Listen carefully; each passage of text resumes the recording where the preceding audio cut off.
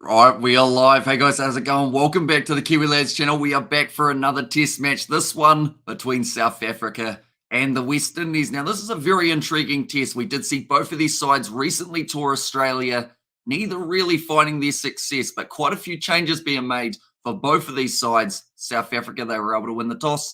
They elected to bat, and the West Indies, they said they would have done the same. So it looks like a good track.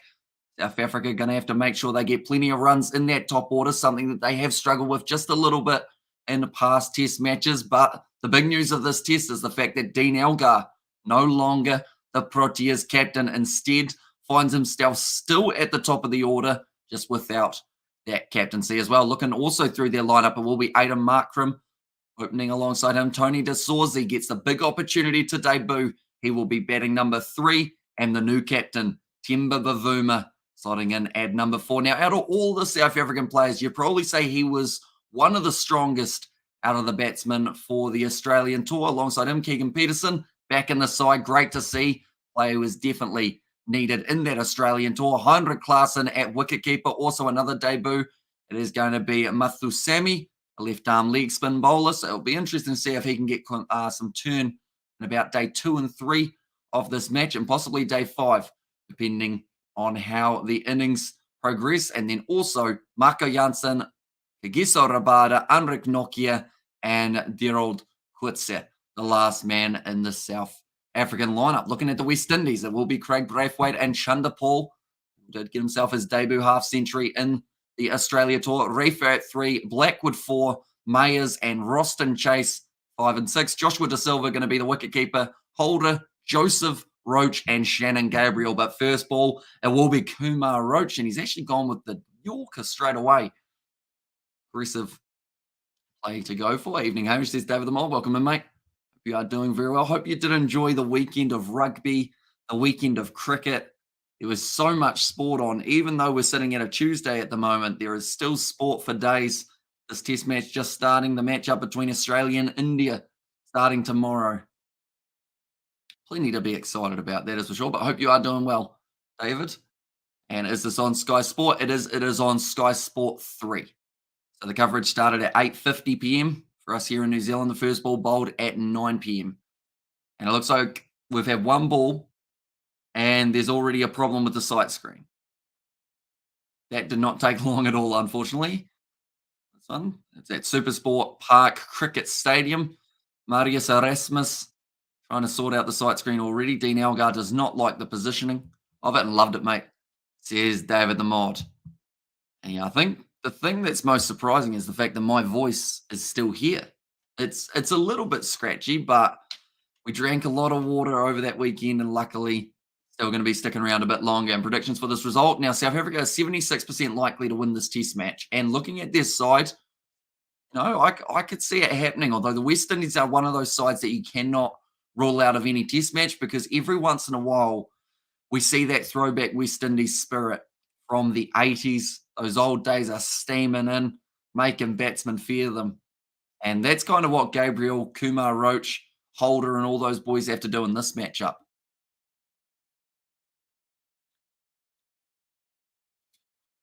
Of course, Alzari Joseph also normally known for getting them down there at a decent speed. That's normally when he picks up a wicket early. If not, doesn't seem to get quite as much pace. But currently, we are 4 minutes into this session, and we've seen one ball bowled. You would have thought that someone would stand out there in the middle and check the sight screen before they start the match. Just an idea there. It's looking pretty dry, good, flat batting surface. And it looks like we are about to get ourselves a second ball of the test match now. Sight screen issues have been dealt with. There's still going to be Dean Elgar, the newly, I guess, non-captain Dean Elgar. And his average got so much better when he wasn't captain. Or was so much better before he was captain, but now outside off stump, Roach gets it to swing away a little bit. Elgar just leaves. Telling the man at the non-strikers in Markram, there's a little bit of a waste swing available. The early stages. Oh, we're not dealing with that sight screen again, are we? Yep, we are. He's saying, "Put that curtain across it. It's pissing me off." Innings so far for Dean Elgar, 146, and he has been able to bring up over 5,000 runs in the process. 3 slips in a gully currently for the West Indies, and also a man at bat pad going relatively aggressive here. And South Africa win by 150 runs and whoop whoop. Here we go. Says Gareth, and commend you for prolific streaming. How good was Wagner closing it out today? It was brilliant from Neil Wagner, definitely because out of the New Zealand bowlers, looking at how he's gone throughout the rest of the test matches, like the last test, he got lucky to even be selected in this test, I think a lot of people felt. And he went out there for the final session and managed to get those important wickets that were needed.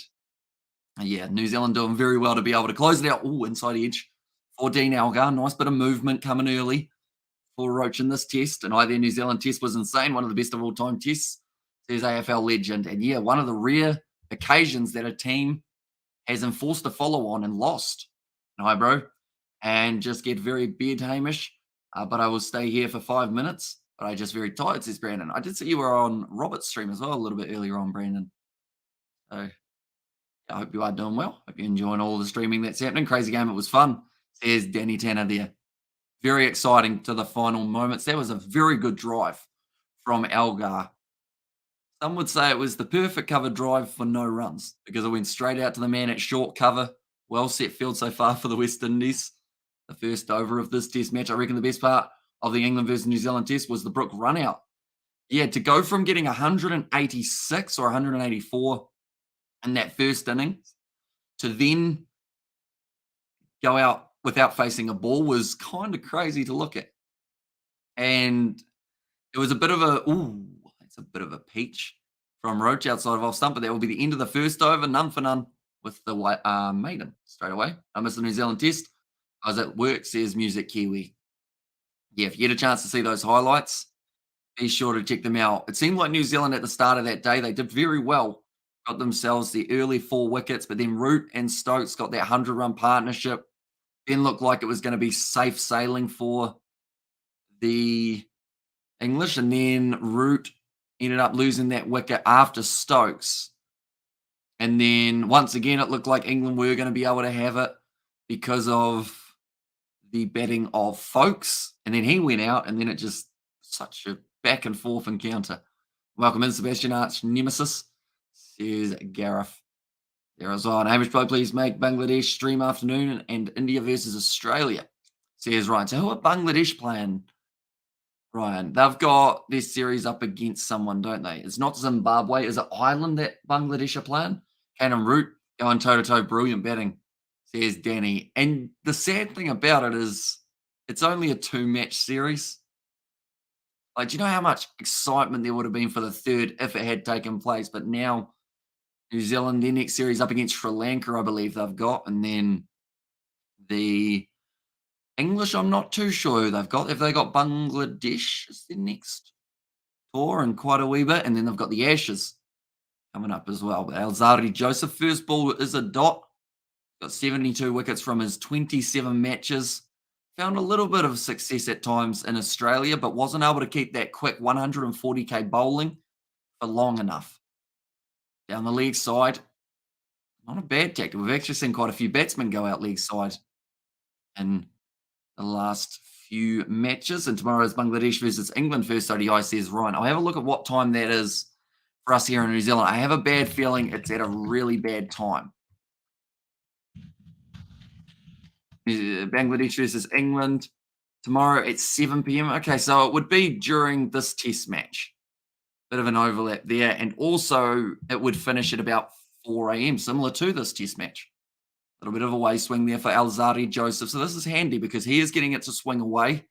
And then Roach is actually also getting it to swing away the way he is bowling. And it feels incomplete, these silly 2-match series. Yeah, I wish there was a way that they could just be like, right, we didn't think it would be a draw, but now that it is, we might as well chuck in a third one somewhere along the lines. Because like you said, it feels like it was almost the trilogy waiting to happen. England dominating the first test, New Zealand somehow being able to fight against all odds in the second. third would have been epic. And it's crazy that New Zealand won by 1 run. Yeah, if they had leaked one more extra run, then we could have seen a draw in the test and not the normal draw from 5 days being played. So I'm wondering whether it would have just been written as a draw in the history books, but a lot of people who watched it would have known it was anything but a normal draw. And how much matches is the series going to have, says Music Kiwi. So this series between the West Indies and South Africa, I believe they've got 2 matches. Yep, 2 test matches. The second one starting on the 8th. Nicely whipped off the legs of Markram, looks like. Yep, first boundary of the day and first runs of the day for the South Africans. Like I said, a little bit of a freebie down the leg side, just flicking it off his pad tomorrow. Your favourite player is playing is Joss Butler. Is Joss Butler my favourite player?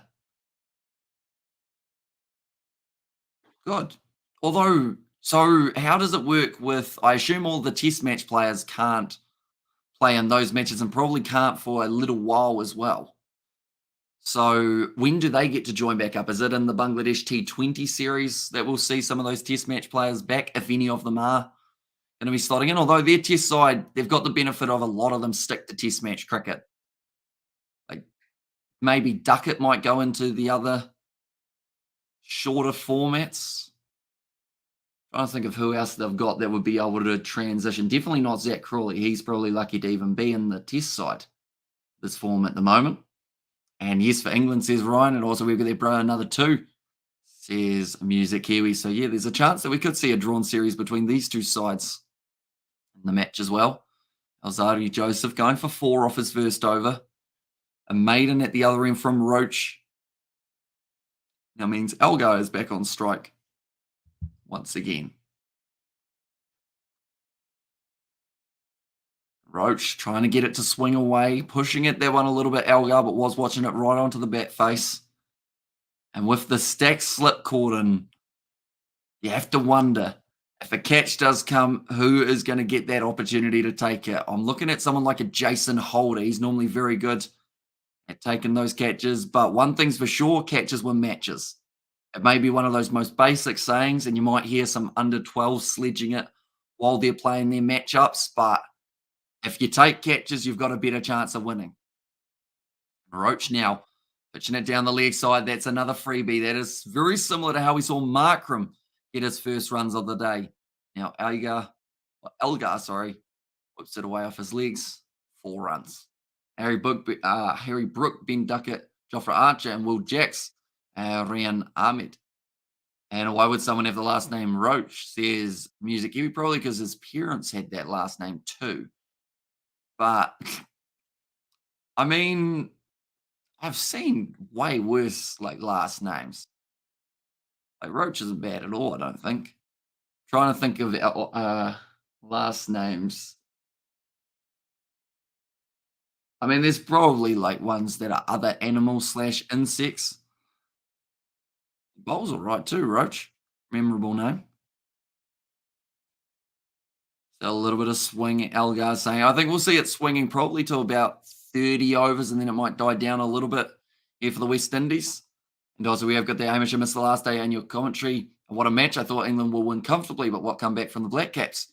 Says Coding. So yeah, we did cover that final session of the test. It was myself, George, and Mum all there for it. And the Black Caps, they managed to do very well in the circumstance that they had. I thought, like you said, England should have won that one. And I think they'll be very disappointed to have not walked away with the victory. Amish Pro tomorrow, Joss Butler, Will Jacks, Phillips, Salt, Archer, Will Jacks, Ahmed, Adil Rasa, Mohan Ali, and Chris Wood will play. Chris Wood? Mark Wood. Chris Wood's that footballer from New Zealand, isn't he?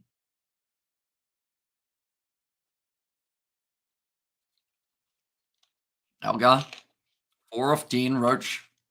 And then that boundary is at all dots off his bowling. Pitched up, driven it as well, manages to get it past the man at short cover. And now chasing hard after it, Brathwaite, the captain, keeps it to just the 2 runs in the end. Looks like it's rolling relatively quickly in the outfield. Does mean there's a lot of runs there. I'm dreading our game on Saturday. We are going to be playing in... Well, we're actually going to be playing here But the problem with playing here is the ground is that, or the grass is that thick, nothing rolls to the boundary. You got to run everything. So it's going to suck because that means I'm going to have to do a lot of running. But it's a semi final game, so we should hopefully have a decent crack at it. But we're up against one of the toughest sides in the competition. I just want to say congrats on 20K. Last time I was here, you had like 10K, says Music Kiwi. Thank you very much, mate. We have certainly been growing way quicker than I did expect for this channel. And we've got plenty more coming. Normally, when a channel starts to grow, sometimes that's when the videos start to get a little bit more spread out or the live streams start to get less and less. Whereas now I think we've been doing more live streams than ever. Last weekend probably covered about 30 hours of live sport. This weekend, sitting around that same 30 hours. I actually think umpires were correct, not giving the wide in Saudi over. Or was it fair, says Coding? I mean, there were moments where, yes, the ball was a little bit wide, but that's one for the umpire at the end of the day. Like, if you're looking at one individual wide that could have been called so that England could have drawn, I feel like I haven't even heard anyone from England saying that, let alone anyone from New Zealand. Thoughts on Tommy Fury beating Jake Paul over in Saudi Arabia? Oh, I did get to see a little bit of the fight. I mean, it certainly makes it interesting now for where Jake Paul goes from here. Tommy Fury as well, I don't know. They'll probably do a rematch because they would have made heaps of money off it. Definitely fighting in Saudi Arabia. Some big dollars to be made over there. So who knows? Maybe they do a two-match or a trilogy. Unless Tommy just says, look, I've won it. I'm walking away. I'm the boxer. Oh, once tucked him up a little bit there for Markram. Unfortunately, hit him in the ribs. So that will leave a welt straight from day one, session one. And Amish Markman and Chris Wokes is Ryan there. Amish Rowe, England ODI captain and England T20 captain versus Bangladesh is Joss, the boss butler. There's Ryan. Yeah, that one's kind of just into that bottom area. Hamish versus Jake Paul 2 years from now. Putting money on you. I wouldn't. I wouldn't even put a cent on me to win a boxing match, let alone against someone who has been training boxing the past 3 or 4 years. Now run taken once again, head out to the man at a wide mid on. 144 Ks at the moment for Alzadi Joseph, so getting it down there pretty well. Just needs to make sure that he continues with that speed. Like I mentioned, when they were in Australia, it seemed like just didn't quite have that extra bit of pace, and maybe that was because he had to face off with the likes of Amanis Labuschagne, Steve Smith. Those guys were seeing the ball well and whacking them all around the park. But Joseph here, if he can keep this extra bit of pace, could create a wicket just like that one. Almost managed to get the outside edge from Markram, whose eyes lit up when he saw the ball was full, thought about the cover drive, and get it away. Do you see South Africa has any chance for the World Test Championship final? Not really. I think they had to win one of their matches up against the Australians to have any shot of qualifying. Unless I think Australia lose their whole series up against India, Sri Lanka have to get clean swept by New Zealand, and something else has to happen as well, including them winning the 2 matches of this series for them to get through. Plus, I feel like the World Test Championship final, a lot of people want now is India versus Australia on mutual ground, just because like I feel like they are the 2 top sides at the moment in Test match cricket. And okay, you can face my little niece. She's like 6. Surely you can win that fight. I'll be honest, I don't think I'd win that fight, Music Kiwi, because there's no way I would hit a child at all. Like I don't think I could even hit an adult. So your niece, all she'd have to do is kick me in the shin. I'd stay down for the count of 10 out of respect for her, and she'd win that one. Australia is your favourite player for Bangladesh? Ooh. Now, it's very easy to say some of the big names, isn't it? In fact, I'm going to look through Bangladesh's squad first.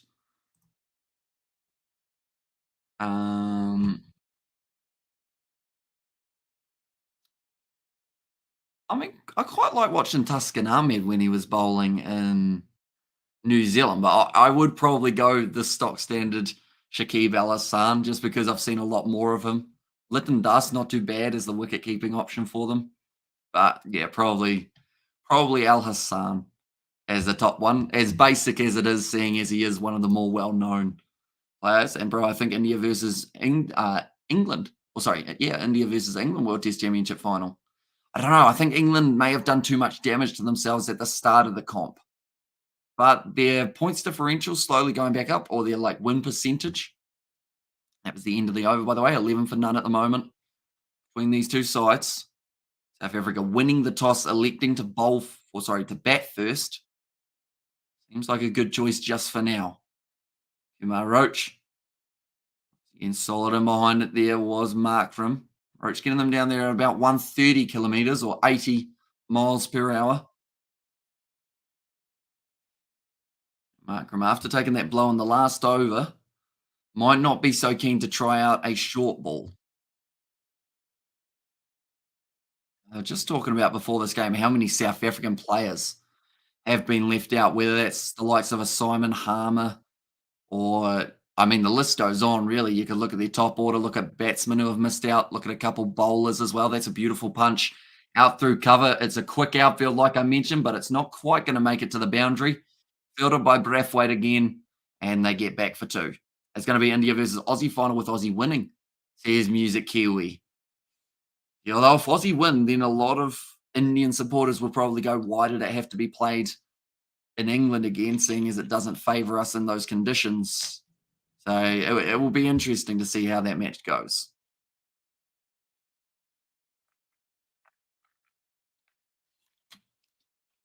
I just said it looks like an absolutely brilliant batting deck.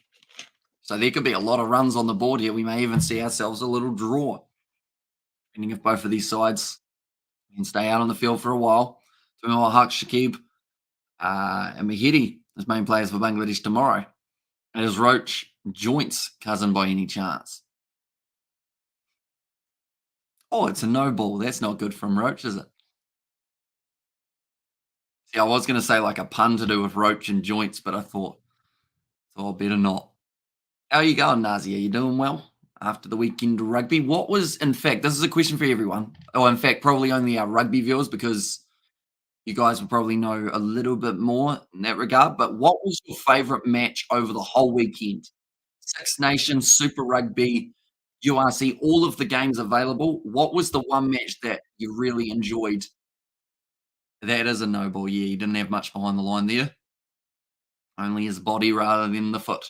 And hey, Hamish, great win for our boys, says Doug Angel. Yeah, very, very last minute win for the Black Caps, I guess you could say. But they did very well to fight back in that final session. Nicely worked to the league side for one. And just the single close. No, not quite close out the over. Markram now moves up on to 8 runs.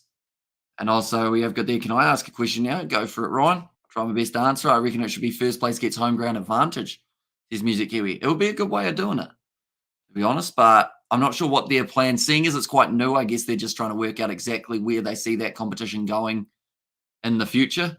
And greetings from California, says Just Cal. So you've arrived safely. Geez, was it yesterday's late night live stream or the day before?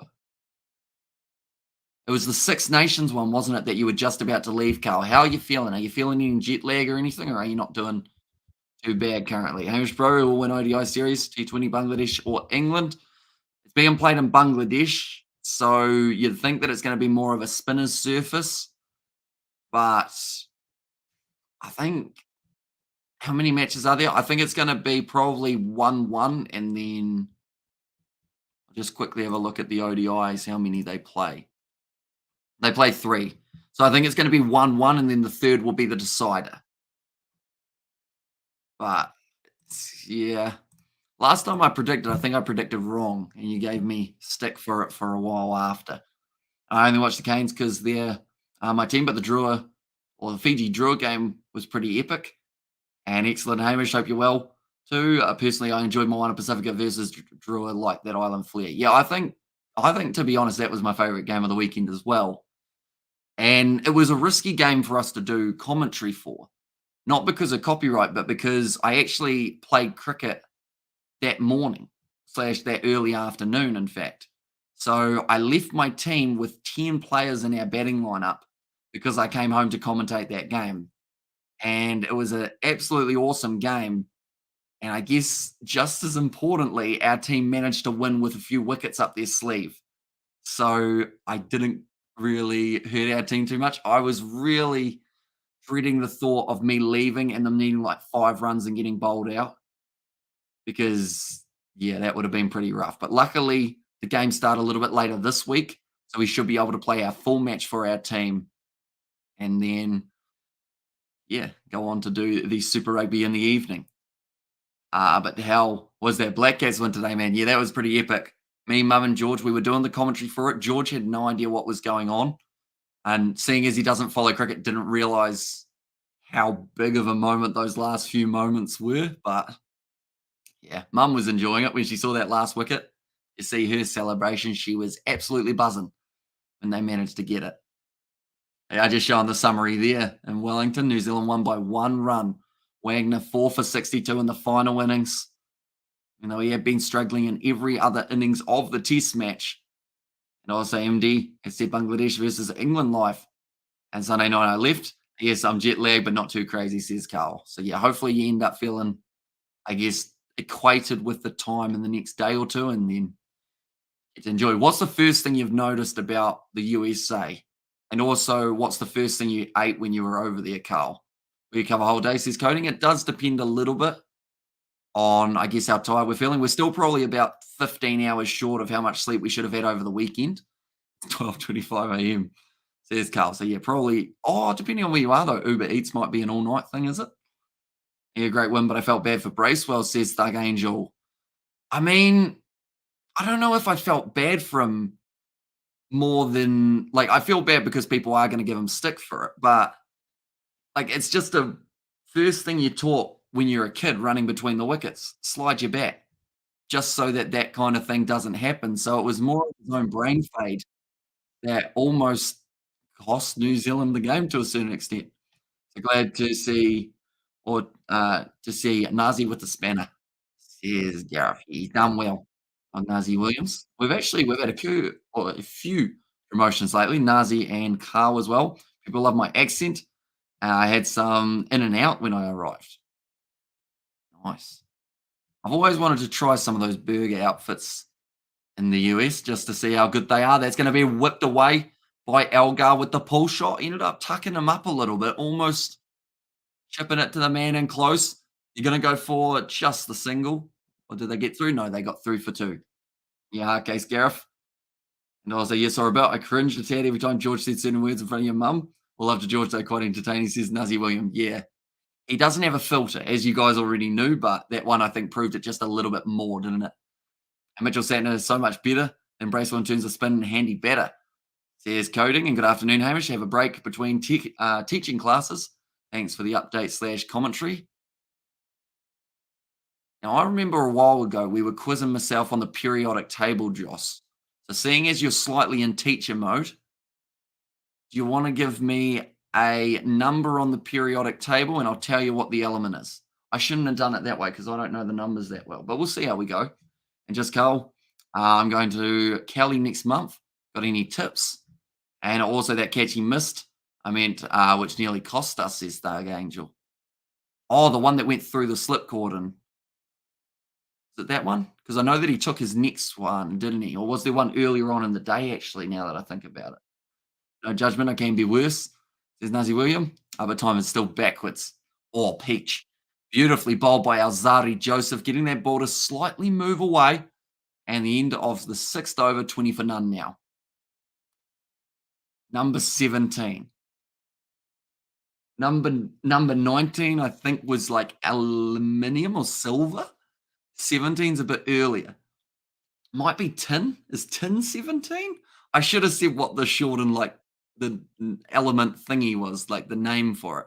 You know how it's like for tin SN? Is SN tin? I need to go back to one of your classes, Joss, I think. If I can give you is just be safe, says just Carl. And on the boundary, says Thug Angel. Oh yeah, no, now I've refreshed my memory. The one that went over his head that he kind of jumped for, didn't he? And Coding should join the spanner group, my 2 cents, says Gareth. I know that Coding's he's a spanner on the sport channel, isn't he? But we haven't done too many on that sport channel recently, which we need to change some stage. Enjoy yourself. My trip only starts later today. Left alone outside of the off start. but they've actually already made the change. Give Mayers a chance. So relatively early on in the test match. The fact that they've only gone with 3 overs of Roach, though, and he's gone for 4 and over, you can slightly understand it. He did actually have himself a mate in the first one. How to be safe? Will I get shot? Says Music Kiwi. No, you shouldn't. But it's just one of those ones that, like, if it looks like you're in a dodgy part somewhere, like, don't go for a walk at 3 a.m. It's kind of like that simple stuff. Like, if it looks like it's not going to be safe, just don't do it. You know, as America, anything can happen. Says Music Kiwi. Although that's the same with most places around the world. You just got to know where you're staying, know your surroundings. Ooh, a little bit of in swing for Mayers. And I hit the winning runs on Saturday against a team who hadn't lost in 3 years. Nice stuff, Heath. How many runs did you end up with in the end? Let me know. Chlorine. And great one for the Kiwis against England. Well done. Says Joss. Right. We're gonna have to try that again, Joss. How about a shortened one? Like the element symbol, is it? The symbol? Let's see if I can get that one right. I gotta redeem myself because that was bad. Chlorine. Nice. The worst thing is when we were back at school, they didn't even make us learn the whole thing. They made us learn like the first 30, and that is in the first 30. Na. I thought that was you going, nah, but Na's sodium, isn't it? Mayers now. Pitching it up, lobby. Ooh, just falls short of the man at short. It's kind of short extra cover rather than short cover. Then just approach it as you are in your country, if that makes sense. Says just go on 15 off 2 overs. Nice stuff. And correct, says Joss. Nailed it. Double or nothing. And I'm going to the Reds. There's the Crusaders, says Heath. Pretty good games taking place. Geez, Mayers gets the ball to move. And it's not the natural swing that you normally see from most bowlers. Most bowlers try and get it to go away from the opposition, whereas Mayers, it kind of does a knuckleball motion, how it starts going away for half a second and then it just comes back in rapidly. And USA, USA, USA. Says Music Kiwi. South Africa. Looks like the weather's going to be very nice for this test match, which is great news. Sight screen's now behaving, which is also very good. They're currently 33 minutes through and they've gone through 7 overs. So I think they're running a little bit behind, but the fact that they had a whole over lost pretty much the due to the sight screen, I was going to say, and listen to the cricket matters. Who got the wickets for New Zealand? So Wagner ended up with 4 in that second innings, which was very impressive indeed. Because other than that, he hadn't really been bowling that well over the last little while. Southey, I believe, walked away with 3 in the end, or just 2. And Matt Henry also got 1. I'll just quickly. Harry Brook got run out without facing a delivery in the second innings, whereas he walked away with 186 in the first. So, yes, Southey got 3 in that second innings.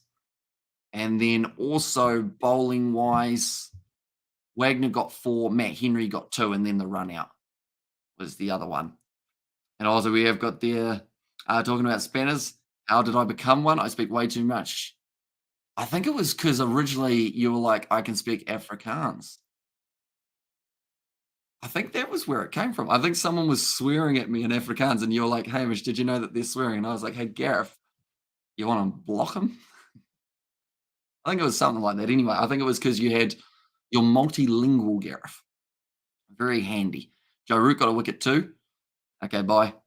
Says Music Kiwi. Also, lol Gareth. Same here. That's why I got a surprise, says Nuzzy Williams. But I feel like there's trolling like you guys sometimes do, which is fine. I don't mind a bit of trolling. But then there's also like some people troll like you guys, and then some people think they're trolling, but really they're just insulting people. That makes sense? Or like just blatantly being annoying. So they're the ones who end up with the timeouts and whatnot. But you guys have been fine, I think. Like stuff that, I mean, there was that situation. Was it Gareth? You and George when you were drunk or something? Or something happened in the chat when you were drunk. I remember. And then you ended up apologizing afterwards. Speaking of that, how's the hangover today? Or are you not doing too badly? 'Cause it must be early in the morning for you, and you did go to bed quite late. They're struggling domestically and gave a real corrupt governing body. Says, yeah, for Gareth, 21 for none at the moment. On the commentators, Mbangwa and Ian Bishop, charge of the commentary for this one for the first session, or maybe the first hour. I think they cut it off at normally international matches. Alzari Joseph, short ball, went after it. Markram, very aggressive, gets it over and at short mid wicket, and that will be another four for the South Africans, now moving themselves up to 25. Though you wouldn't think so. Oh, there we go. It's just updated again. It didn't hit it too cleanly, but picked the line early. It's outside off stump. Only went up to about hip heights, and Markram said, "Yep, that'll do." Free the arms and hit it over the man who was in close.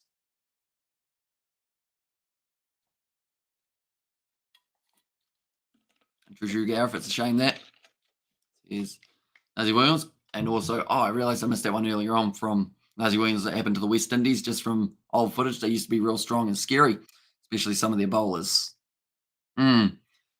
See, some of the players, even in that Australian tour, it just seemed like they didn't have that fight that a lot of people wanted to see from them. And someone I was swearing in Zulu, wasn't it? Yeah, I think so. It was some language that I was unaware of what it said anyway, and you managed to. I mean, you probably defused it because you timed them out. Next person to type on this is gay. This is Music Kiwi. Are we five? What's going on there, Music Kiwi? I feel like that was the primary school thing back in the day. It's 2023 now. And you must be buzzing on beating England after following on. Just checked. Only fourth time this has happened, says Joss. Yeah. Like, to be able to go from looking out of the test to then looking like they were back in it, that Bracewell run out seeming like it was going to be going away from the Kiwis in terms of momentum, and then they got back with some wickets on the final day to pull it back. It was quite the seesaw, and it was quite enjoyable to watch overall. Even when I wasn't doing commentary for it, I was sneaking in as much of it as I could.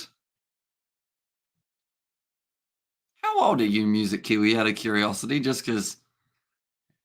Oh, it's out pitch. No, it's dropped. It's dropped. That was the chance. Elgar would have been dismissed on 10, and Blackwood put it down. Roston Chase was out there in the slip cord and almost able to jump onto his teammate to get the deflection. But Mayers gets it to swing, and it's a simple catch for Blackwood that he did end up putting down. He was stretching away to his left-hand side, but as a slip fielder, you catch them 9 times out of 10, unfortunately, for the West Indies. Now, Elgar, he's got himself a second life. That is one thing he never got in Australia. Anytime there was a chance to get Elgar out, he was gone. But this one, he saw it straight into the hands and just bounced out. Unfortunately, I'm too young to feel so old, says Music Kiwi. And Joss is New Zealand side, or in Joss is New Zealand sides or every side? For New Zealand teams, the fourth. I think it's the fourth time in history that it's happened. Because when a team enforces the follow, but Australia, no, it might be the fourth time for New Zealand because I know that Australia have lost in a follow-on scenario twice or 3 times, I think it is. But yeah, it's certainly a rarity. Even that one again, Elgar knows that he's definitely dodged a bullet by having that ball dropped. And I'm sure if he goes on to get himself the 100, they'll be looking back at that catching opportunity going, why did that one not stick? The worst thing for Blackwood is he did pretty much everything right. He got his hands exactly where they needed to be. Ball smacked straight into there. Boom, straight in. And you've got a great memory, Hamish, says Gareth. See, that's the thing. Some people think that when they put something in the chat, oh, he'll forget it next week. But for some reason, my brain, I'm able to remember some useless information, but some good information as well type thing. Like, I still remember over a year ago, a a comment telling me pretty much to F off. And that person then came back and watched a few live streams and was like, "I love what you're doing." And I'm like, "I remember." They haven't been around for a while though. We put them in the ground. No, I'm joking. I'm joking. Don't panic. And wow, that's crazy, says Thug Angel. And one thing will say about South Africa, or sorry, San Francisco, that wasn't even close, was it? Is there's a lot of bums, worse than Cape Town, says Carl. Yeah, the population's pretty big, isn't it? And I guess depending on the region or the area that you're in as well. Do they have Uber Eats where you are, Carl? I love Uber Eats. They don't have it here and it sucks. But then it's also probably a good thing. And burgies, Carl? What are burgies?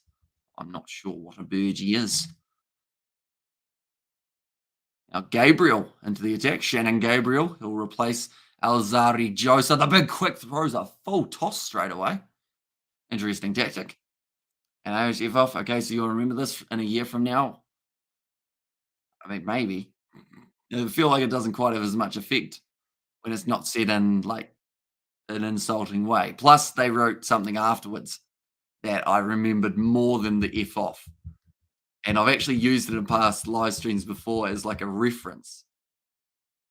It was something to do with my head anyway. Some of you might remember.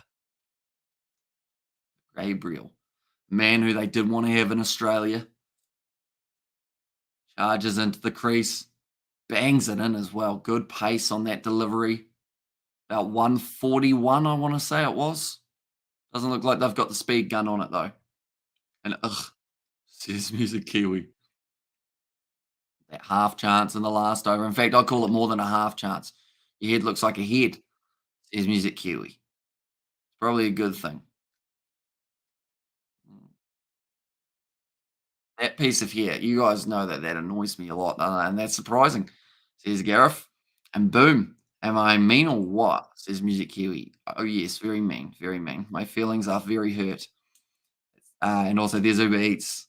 Yeah, see, that's what I loved about Melbourne. Well, I also love Melbourne for Melbourne, but love Melbourne because when you get home after a day of either going, watching some cricket, or just being out and about, the fact that you can then go on your phone and be like, what am I feeling like today? And then 30 minutes later, it arrives at your door.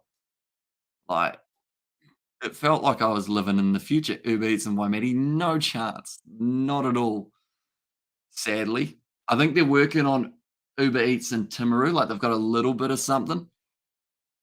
And also not being a smart ass too, says Nuzzy Williams. Nah, we just too small at the moment. Like, we don't have a McDonald's, a KFC, a Subway, Burger King, Pizza Hut, any of those ones. We just got a local fish and chip shop. That's about it, really. And a couple pubs. Is there a crowd at the game? Sadly, do not believe that many will attend. Oh, cover, driving up. Wow, that's flung off the bat. That was middle. There are chairs set up, but no one's there. Like deck chairs out in the stands. There's a very small crowd, unfortunately, for this matchup, which is a bit of a shame because these two sides playing off, I would have thought would actually get quite a big reaction in South Africa, you know? Unless they're hiding all the people on this side that we can't see, which is a possibility. There's still a few moving around though. But if you ask me where has got more New Zealand versus England or this game, definitely New Zealand, England. And is it totally American or more Mexican? Says Gareth, and Melbourne is a great place. It is. It seems like it's very well set up. And thanks for your work you're doing. It's the only English commentary I could find, says Rudy. Is that right? We're the only English commentator out there.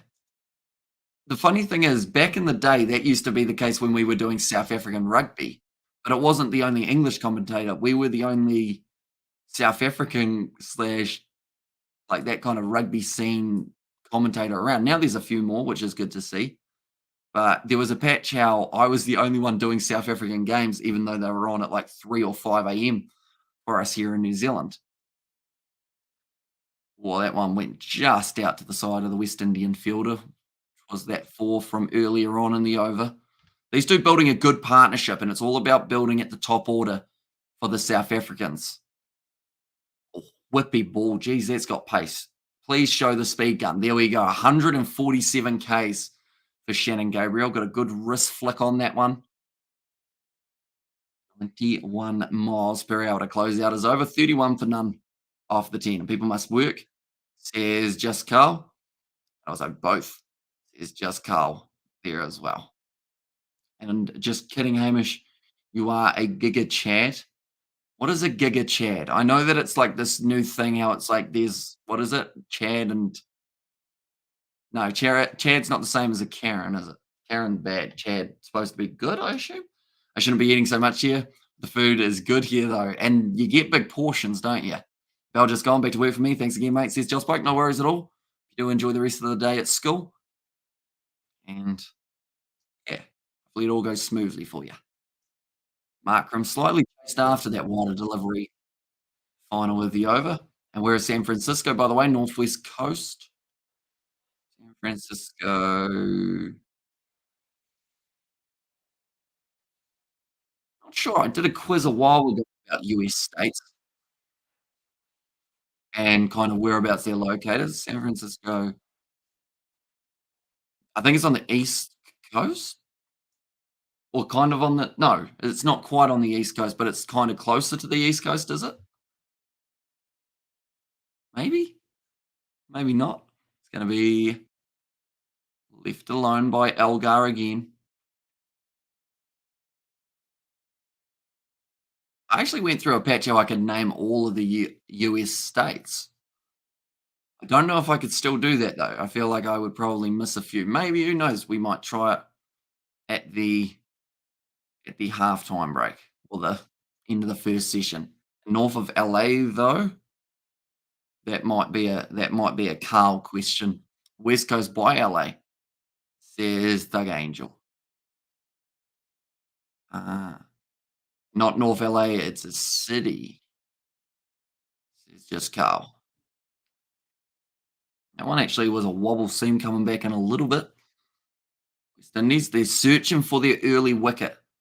Yet to get it Mayers, he created a chance in the last over. Pushing it that one Elgar, but does get it straight out to the man at Gully. Yeah, that chance for Blackwood at about third slip, I believe he was, and it just stuck in the hands for half a second, then smacked on the palm.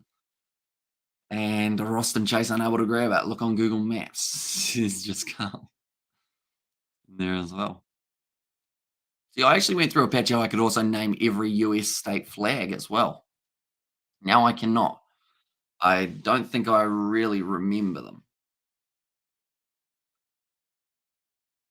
A 31 run partnership between these two. Both actually facing similar amounts of deliveries, just a few less for Markram, but a few more runs.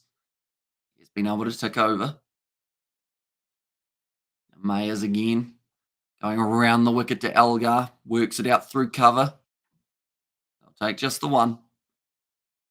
And that'll get Markram non-strikers in for the next over. End of the over there, 32 for none. Golden Gate Bridge, the one you've seen on the movies. All right, I'm off to look. Here's Gareth.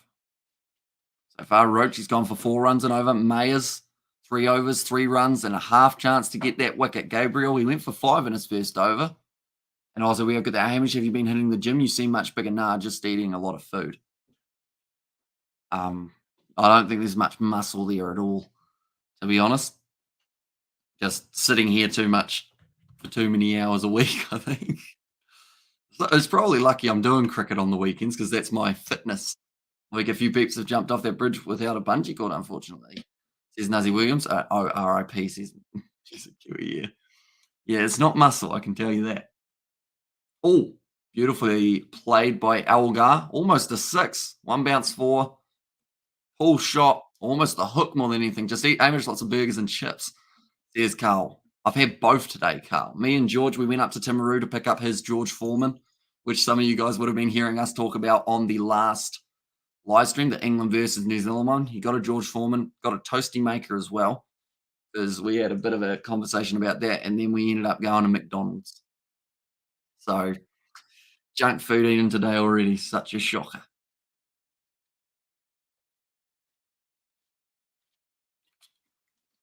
Also, didn't put anywhere near enough water in this bottle.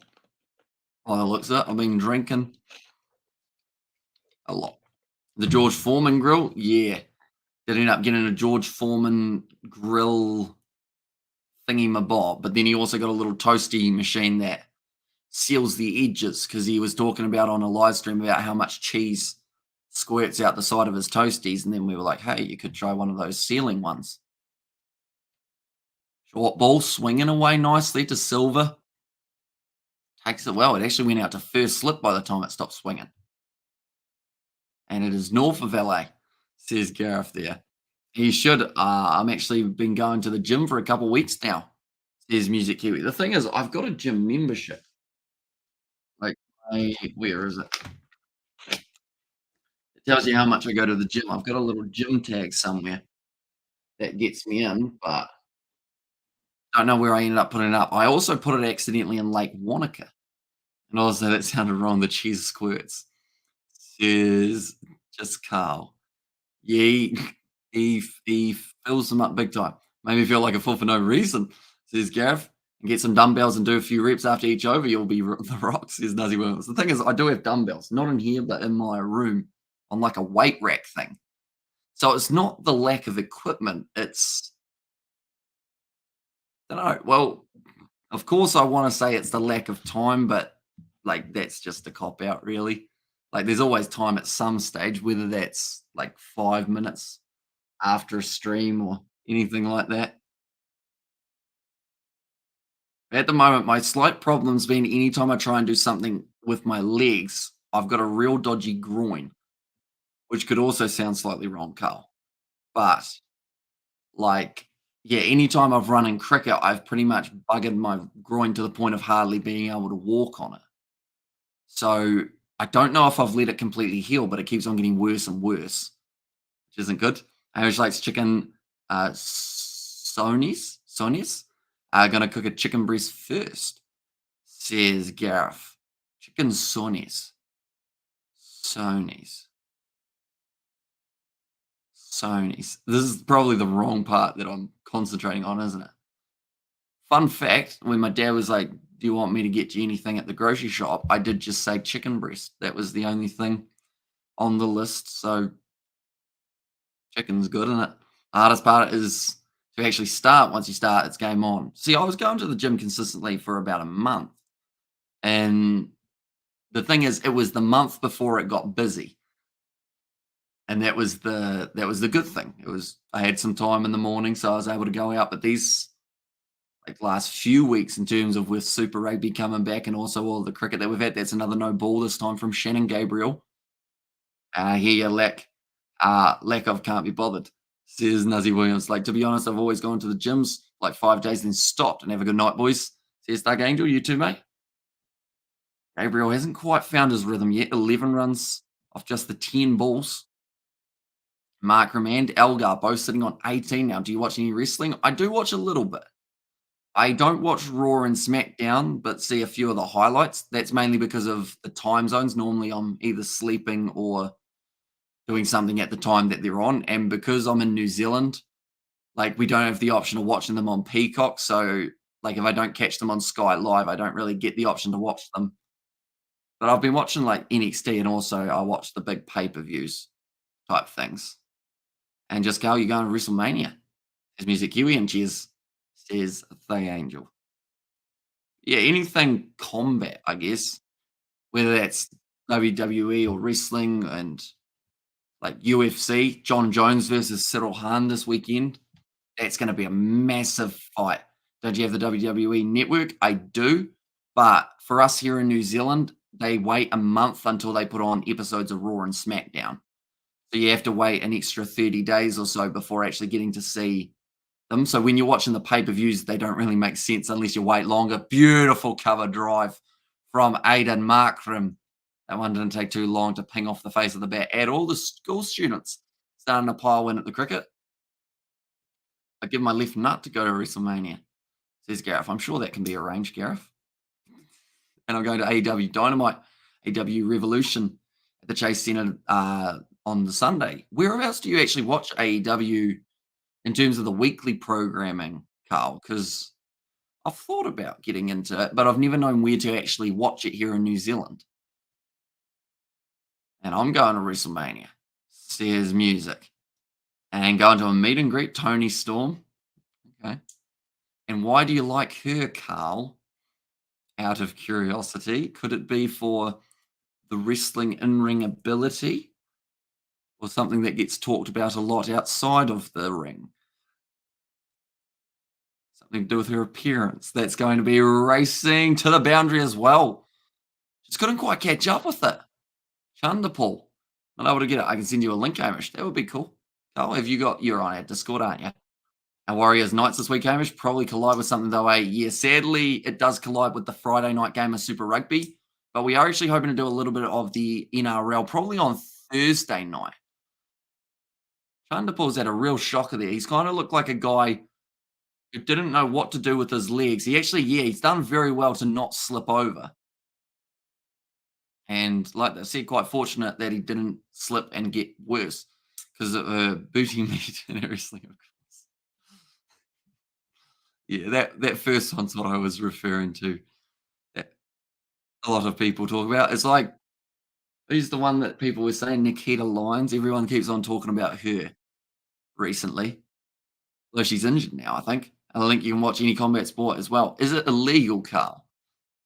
I ain't keen on getting a virus. I don't mind having to pay for it like if it's the actual one to help support them doing it.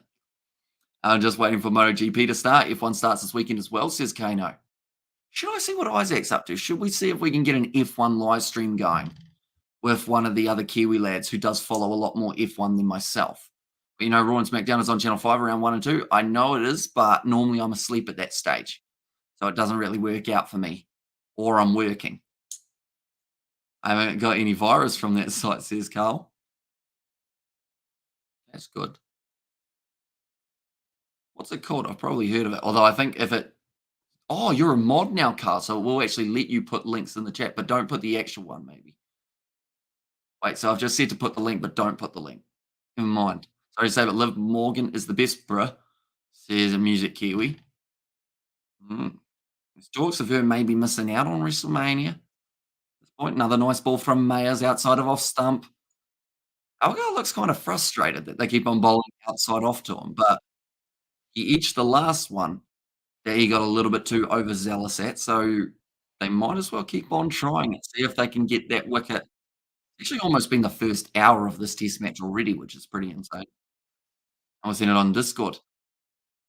And could I have that, please? Says Gareth.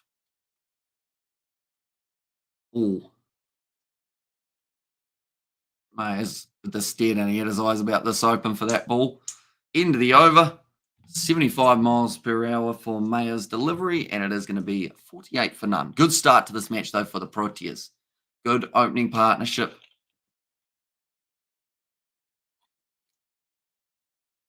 Already at the stage of rationing.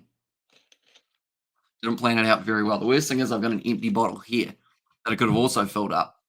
And Hamish, just for you, I'm going to do a little 20-minute workout at 10 p.m. for you. Says Music Kiwi. For you, says Music Kiwi. Good on you.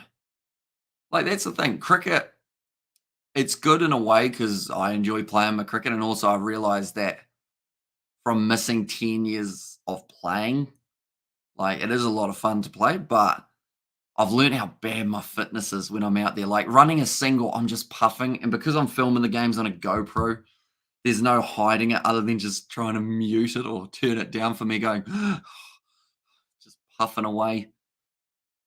So, yeah, fitness, but the season's almost over. So that's a little bit unfortunate. Okay, best wishes, everyone. Here's Music Kiwi, same to you. Alagaffany. Actually going to be out there on the field now. So a replacement. Oh, pushing it that one. Slightly shorter from Gabriel. About chest high, and Markram got tempted. So if South Africa can go this whole session without losing a single wicket, that would be a very good start. 90 miles an hour for Shannon Gabriel. So he's still winding up just that little bit more by the looks of it. At the gym, says Music Kiwi. You know what, Music Kiwi? I will try and attempt to push up after this live stream, and that one will be for you. How about that?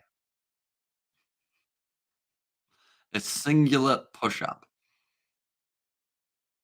That'll be the exercise for the week. Markram now still on strike. Gabriel down the leg side. Doesn't connect with anything. Cricket streams always have the best people, says Gareth. And what's your strongest position in cricket? Strongest position in the field? I assume that is Kano. I mean, I used to be really good at fielding at short cover or anywhere kind of in close. And I also actually used to be wicket keeper, but now I feel like I'm slightly less agile. And also, I can't catch half the time. Like, I dropped a catch on Saturday out in the deep. Guy absolutely mammoethed it flat out towards mid wicket way, and I ended up putting it down. But my problem is, I keep on catching the ball with this part of my hand, like there. And that's all well and good, but that's a hard part of the hand.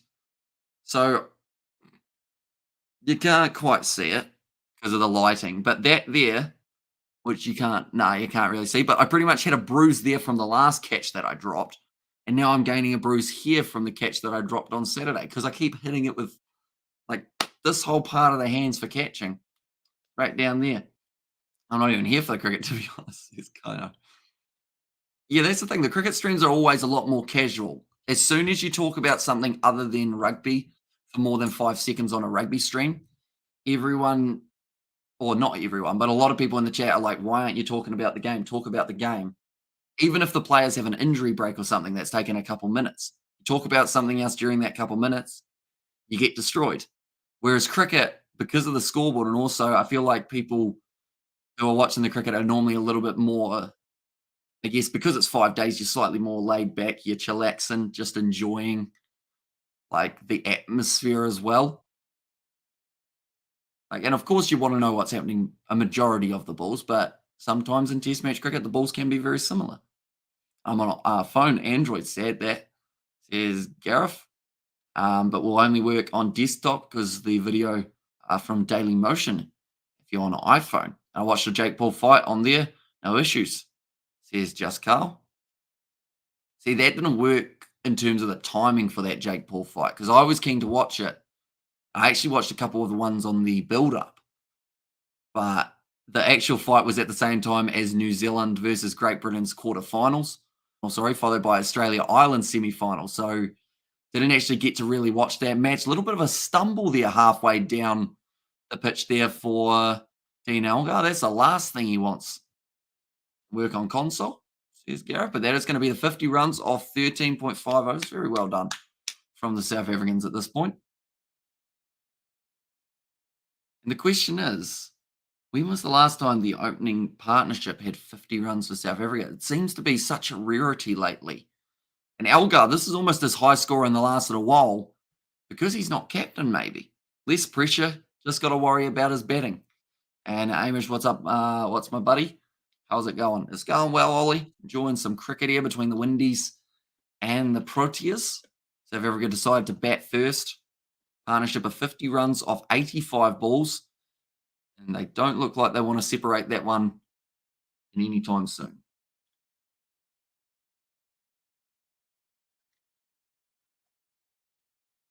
That is going to be the drinks break, ladies and gentlemen.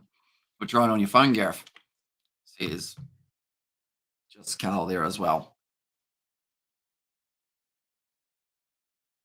The fact that they were able to get through 14 overs is actually pretty good, seeing as they did lose those 5 minutes at the start when they were trying to adjust the sight screens. So they might be able to get through all the ones that they need. Awesome. I saw my friend Nigel and Lee today, says Ollie there. I'm getting ads for alcohol at the moment. I guess that's because it's a slightly late night live stream, so they're allowed to, aren't they? Do you think England will continue to play like baseball following this close loss, or the same level of exciting batting will continue? So, do you think England will continue to play baseball, or do you think the level of okay? So pretty much, will they continue to play their quick scoring game? I think yes. Like it hasn't worked once out of the last 10 times that they've tried it or something like that. Might as well keep on going. And but for UFC and WWE, I will use the DSTV app. For AEW, I'll use that site because AEW only shows a week later on DSTV. Is just Carl. See, that's a shame because it's like New Zealand, we have to wait an extra week for NXT, which is kind of annoying. I'm gonna see where you can watch AEW here in New Zealand. Um, what channel is AEW on? It's on TBS and TNT. Is TBS available in New Zealand? It's an American channel, TV channel, and then TNT. I don't think no AEW NZ.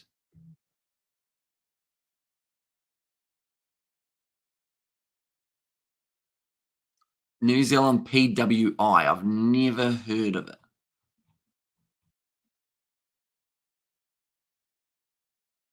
but ESPN to broadcast it by the sounds of it in certain regions.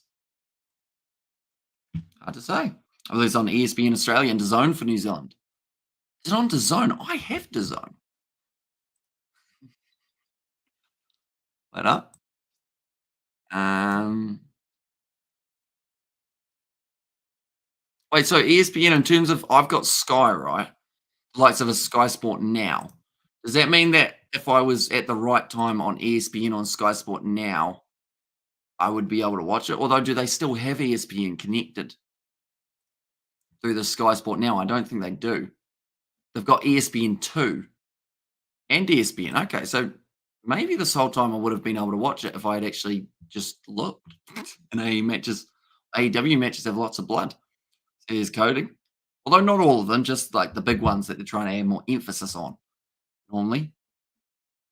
And it works, says Gareth. I think so, says Ollie is the best and call Gareth. As well, I was crying today because I missed my dad, Andy, who used to live in Hamilton but now lives in Gisborne. Says Ollie, so hopefully you were able to hop on a call with him. Something. I love blood, says Carl. Thanks so much, bro, says Gareth. And I can check for you, Hamish, says just Carl.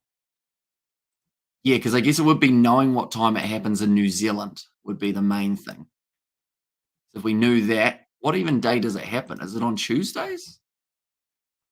Shows how much I've been following it, doesn't it? It would be about midday, I believe, because normally it's like the evenings. Don't know. We'll look into it at some stage, I'm sure. It's nice to see both sides of the competitors, isn't it? Hi, Hamish says, Scott, welcome in, mate. You doing well? West Indies. Bowling's been 50-50. They almost got the wicket. Algar was dropped when he was only on 10 runs. Wednesday, so Thursdays by you. Okay, so it's Thursdays. Do you know what time of the day it's on for you, Carl? Oh, there it is. Phew. Well, there you go. 2 p.m. on a Thursday. Never knew that. You learn something new every day. I'm heading off now. Might join you. You watch the John Jones fight, but probably will join for the rugby. Yeah, see, I'm tempted to do that one. The John Jones versus Cyril Hahn. Even if it's like just a watch along of some sort. If it doesn't overlap with anything, like I'm very intrigued at that fight. I'm definitely buying that pay-per-view. And yeah, I'll chuck you in the call, Hamish, so you can meet him. Well, I mean, if you're sad to not see him, it's probably better that you do the call by yourself there, Ollie. How's the other man? It's been a while since I was last here. Welcome back, Nkosi.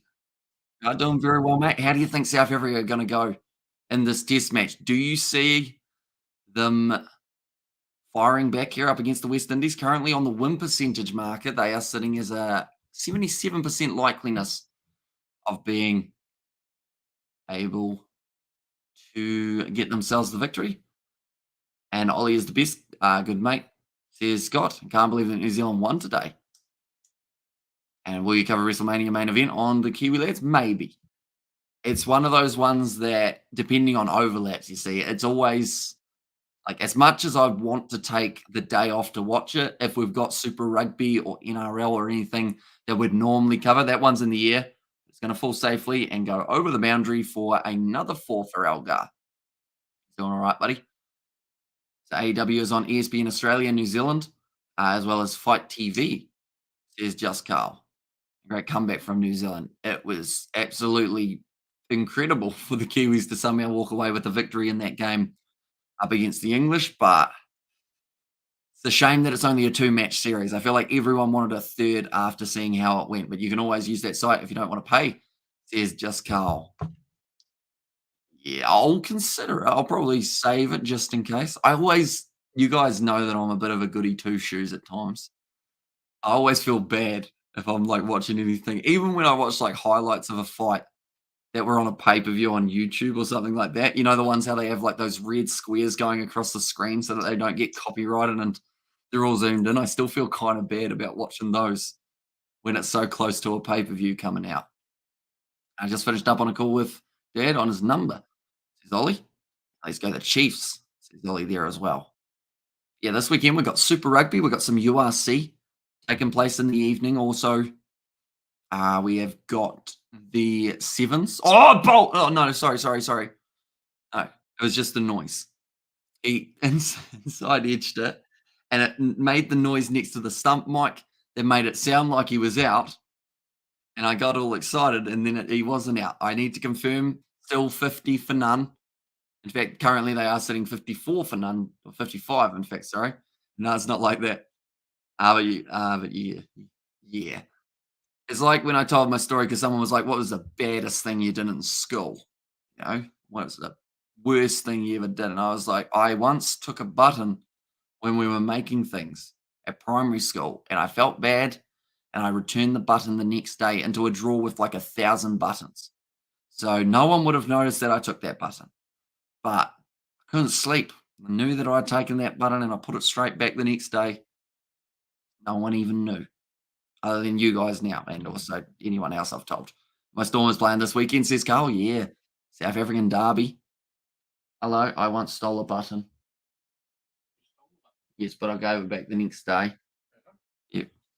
Oh, it feels good to get it off the chest. That was my dad walking past. At least says, how's it going? Okay. Oh, that was slightly in the air. And that's going to be 4 more runs. Not going too well for the West Indies ever since that drop catch. And Kossi, welcome back, mate. Guys, what happened to those real old school 5 Ts, 5 ODIs, and 3 T20 tours? I miss them. Yeah, it seems like there's this obsession now with trying to fit in as many games as you physically can against as many nations as you can, rather than just fitting in long series. Like the Ashes, I'm looking forward to it because it's 5 matches rather than being cut down early. Like India versus Australia, don't get me wrong, it's great that it's a 5 or 4 match series, but they've been so one-sided that you kind of lose the hype for them halfway through. But drive, lovely stuff from Algar again. And also, Lee called me a grandpa. I tell you what, if he saw me run, he'd say that I was an old grandpa. The legs do not work the way they used to. I pulled my calf the other morning from stretching in bed. You know, when you go for that really, really good stretch, but then you end up like kind of cramping the top of your calf and you think you've like pulled something real bad. That's what happened the other day. And it was sore for like 3 days. So I am an old grandpa. I'm going to call it, need some rest. Got a busy day here. Take care. Says Carl, you too, mate. Enjoy San Francisco. And I'm sure we'll see you at some stage in the next little while, if not when you get back. So be sure to let us know how it's going. And which came first, the chicken or an egg, or chicken from the egg? Science question, says Cody. Well, that's one that you could go around in circles over and over again because the only way to get an egg, you'd probably say the egg theoretically, but then it depends on what type of egg it is. Is it a like fertilized egg so that it actually lays a chicken, or is it just an egg as in like one that you scramble and put in your bloody sandwich? You got different reasoning behind it. And then also when you look at it, a chicken normally, you've got your hens that lay the eggs rather than the chickens. So that's the other thing. And when your legs don't work like they used to before. Yep.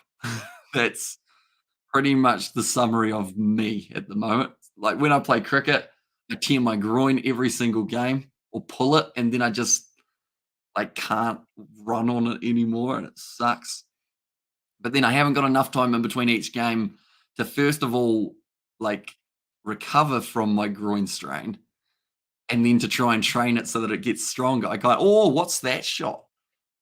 Elgar's just kind of gone for a little bit of a hoik, and it didn't work out. So far, Holder has gone for 4 runs of his first 5 balls. And Sup Chicken Butt says Amelia, welcome in. Just Elgar, what's that? His head went back like he had just been punched in the face by a boxer. And yeah, that's not the shot from Dean Elgar there. Got a bit too excited. Tell you what, he was close to finding the outside edge though. Now leaves that one alone. A little bit more pitched up from Holder to close out his over. 16 overs down now, 59 for none. Okay, he'll be happy enough with this performance though, because I'm going to look at his past innings. Dean Elgar past innings. I think we'll find he hasn't been going too flash. We'll go here. Test matches. That'll do.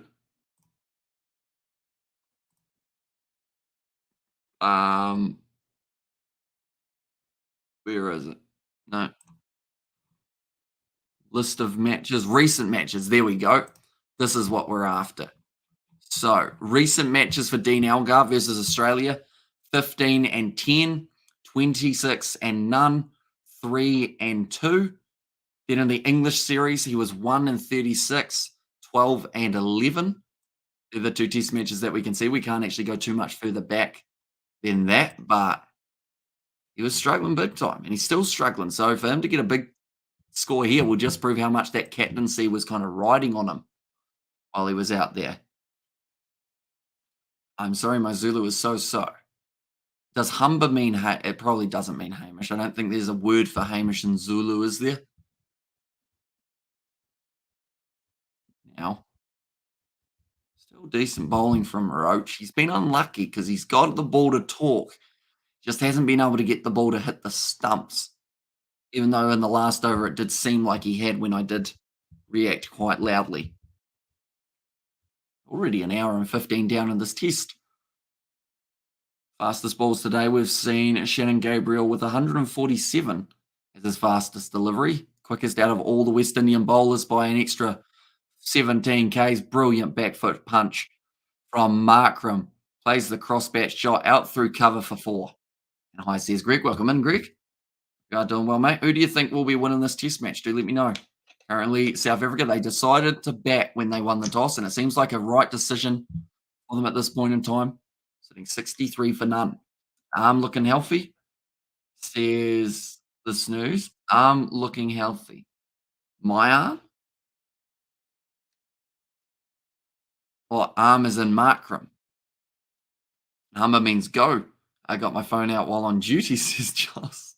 Wait, do you have me like playing in your eardrums, Joss, while teaching? If you do, that is very impressive.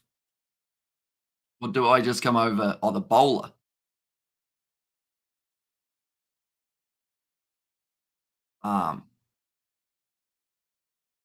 Oh, that took way too long for me to click there, the snooze. I was looking all looking all right so far. Sorry, my brain was in a snooze fest there. A little bit of a pun.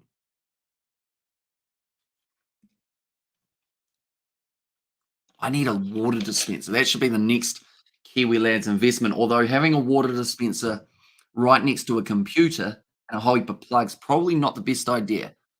No, there's no word for Hamish, says Gareth. And when we upload cricket vlogs, says Coding, I've got 2 games filmed. Both games not finished the editing process yet. There was the extra, like, I guess, difficulties. It's up as, oh, did it carry to Alzadi Joseph? He looked way too casual there. He says it bounced in front of him, but I don't know whether or not he could have made a bit more of an effort to get to it. But yeah, I've had to pretty much try and censor one of our cricket teammates completely out of the videos, which has taken a lot of extra time in the editing process. And with the busy weekends as well, yeah, nah, it did go just short of Joseph. Was he walking in, though? That's the first thing you ask.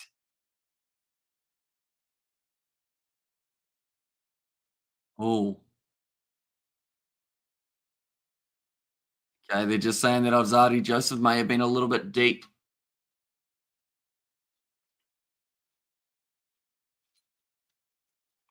I'm here chatting to Salem, an Omani student. Can't believe that a Kiwi man is talking to him, says Joss. So shout out to you, Omani. Hope you are enjoying school. Is Joss a good teacher?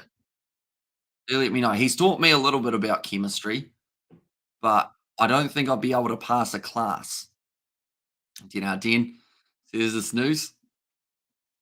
Very nicely played by Elgar, but maybe could have had the bat up a little bit further because they hit right on the splice of the bat. Almost ended up getting him in a little bit of trouble. Right, Holder getting it to drift across the left-hand Elgar again. Just watches that one well. Currently sitting on 32 of 59 deliveries. Did I just say earlier on? I think I said shout out to Omani rather than Salim. So I do apologize for that. I think I said the wrong name there. So yeah, shout out to Salim. Salim says he's the best. He seems it. Very good man, Joss. He has actually sent us some rugby ties in the past, which I have got in the wardrobe next to the other rugby kits that we've got. Yeah, I apologize for saying Omani is the name rather than Salim. Algar sitting on 32 off 60 deliveries. Just showing how deep Alzadi Joseph is. Ball almost carried to him. Yeah, I think that might be an Alzadi Joseph mistake. Ooh, a bit of a play at that one. Algar lured into driving. West Indies. The longer that Algar stays at the crease, the longer they realise how crucial that drop was. Took place about maybe 45 minutes ago. He was only on 10 runs at that point. They could have seen the third batsman to the crease, which is actually Tony Dazorzi, who's the young man. Mafia Mushkila means no worries, says Joss in there as well. So, what age group do you normally teach, Joss? Is it multiple ages, or is it normally just like play from Algar, sorry, works away the single, yeah, or is it just kind of one level that you end up teaching? I'm curious. 126 Ks on that ball for Jason Holder. He never really bowls hugely quick, Jason Holder. He's more of a get it up there and try and get the ball to swing while also creating a few half chances. 64 for none currently, South Africa. They could almost they continue at this rate. They might get into the 90s slash maybe even closer to 100 by the time they head into the lunch break, which will be 40 minutes, I should mention. Left alone again outside of off stump by Markram. On 29 at the moment of 48. The end of the over, 64 for none.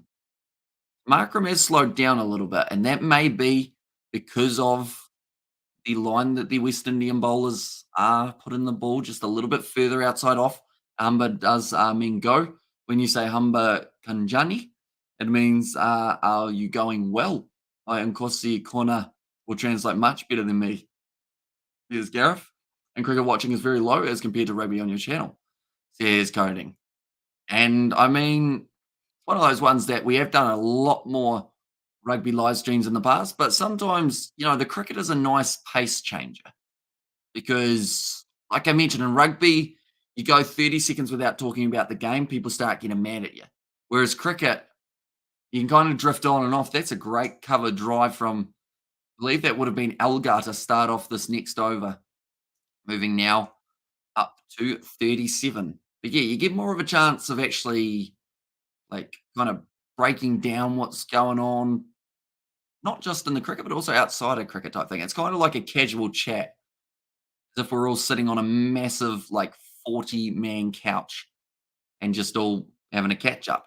Link, sadly, I don't believe there's anywhere you can watch this game for free. I'm watching it here on Sky Sport 3 in New Zealand, but it is on SuperSport. I've seen their logo going across the screen quite a few times. But yeah, sadly, not a free option. And also, Kilik, Kil, Kilik, Kiki, Kilikiki And Samoan is cricket. Really? Or have I just said a Samoan swear word?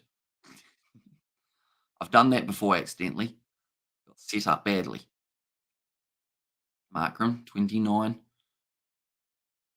This partnership better than the opening partnerships we've seen from South Africa in quite some time. And you could say, yes, they're on home soil, so they do favour these conditions, but also just, ooh, a little bit of hustle there. Good throw at the stumps. They won't take on the second.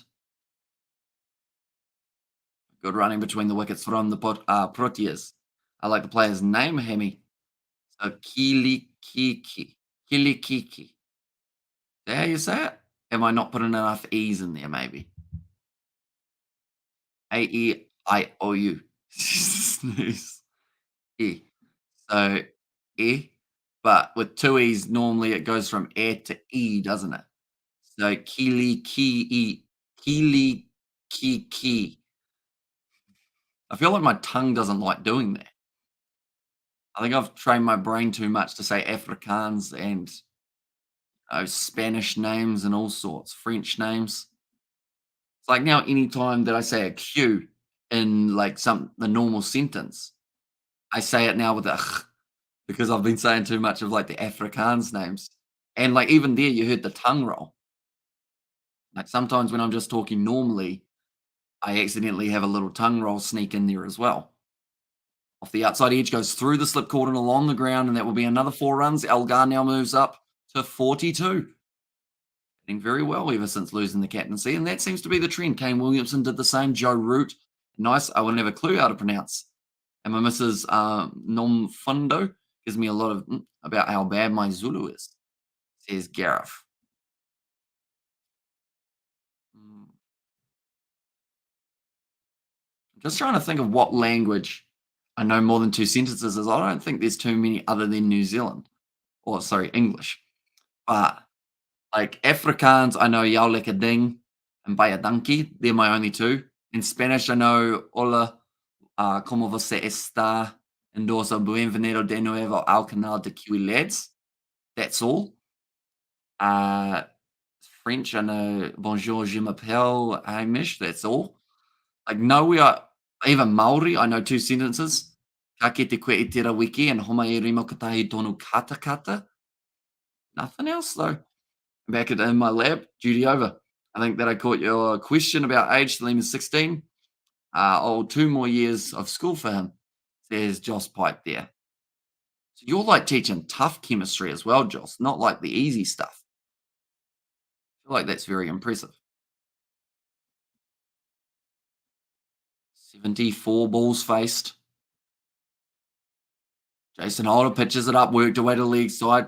Timed that one beautifully, Markram. 132 Ks.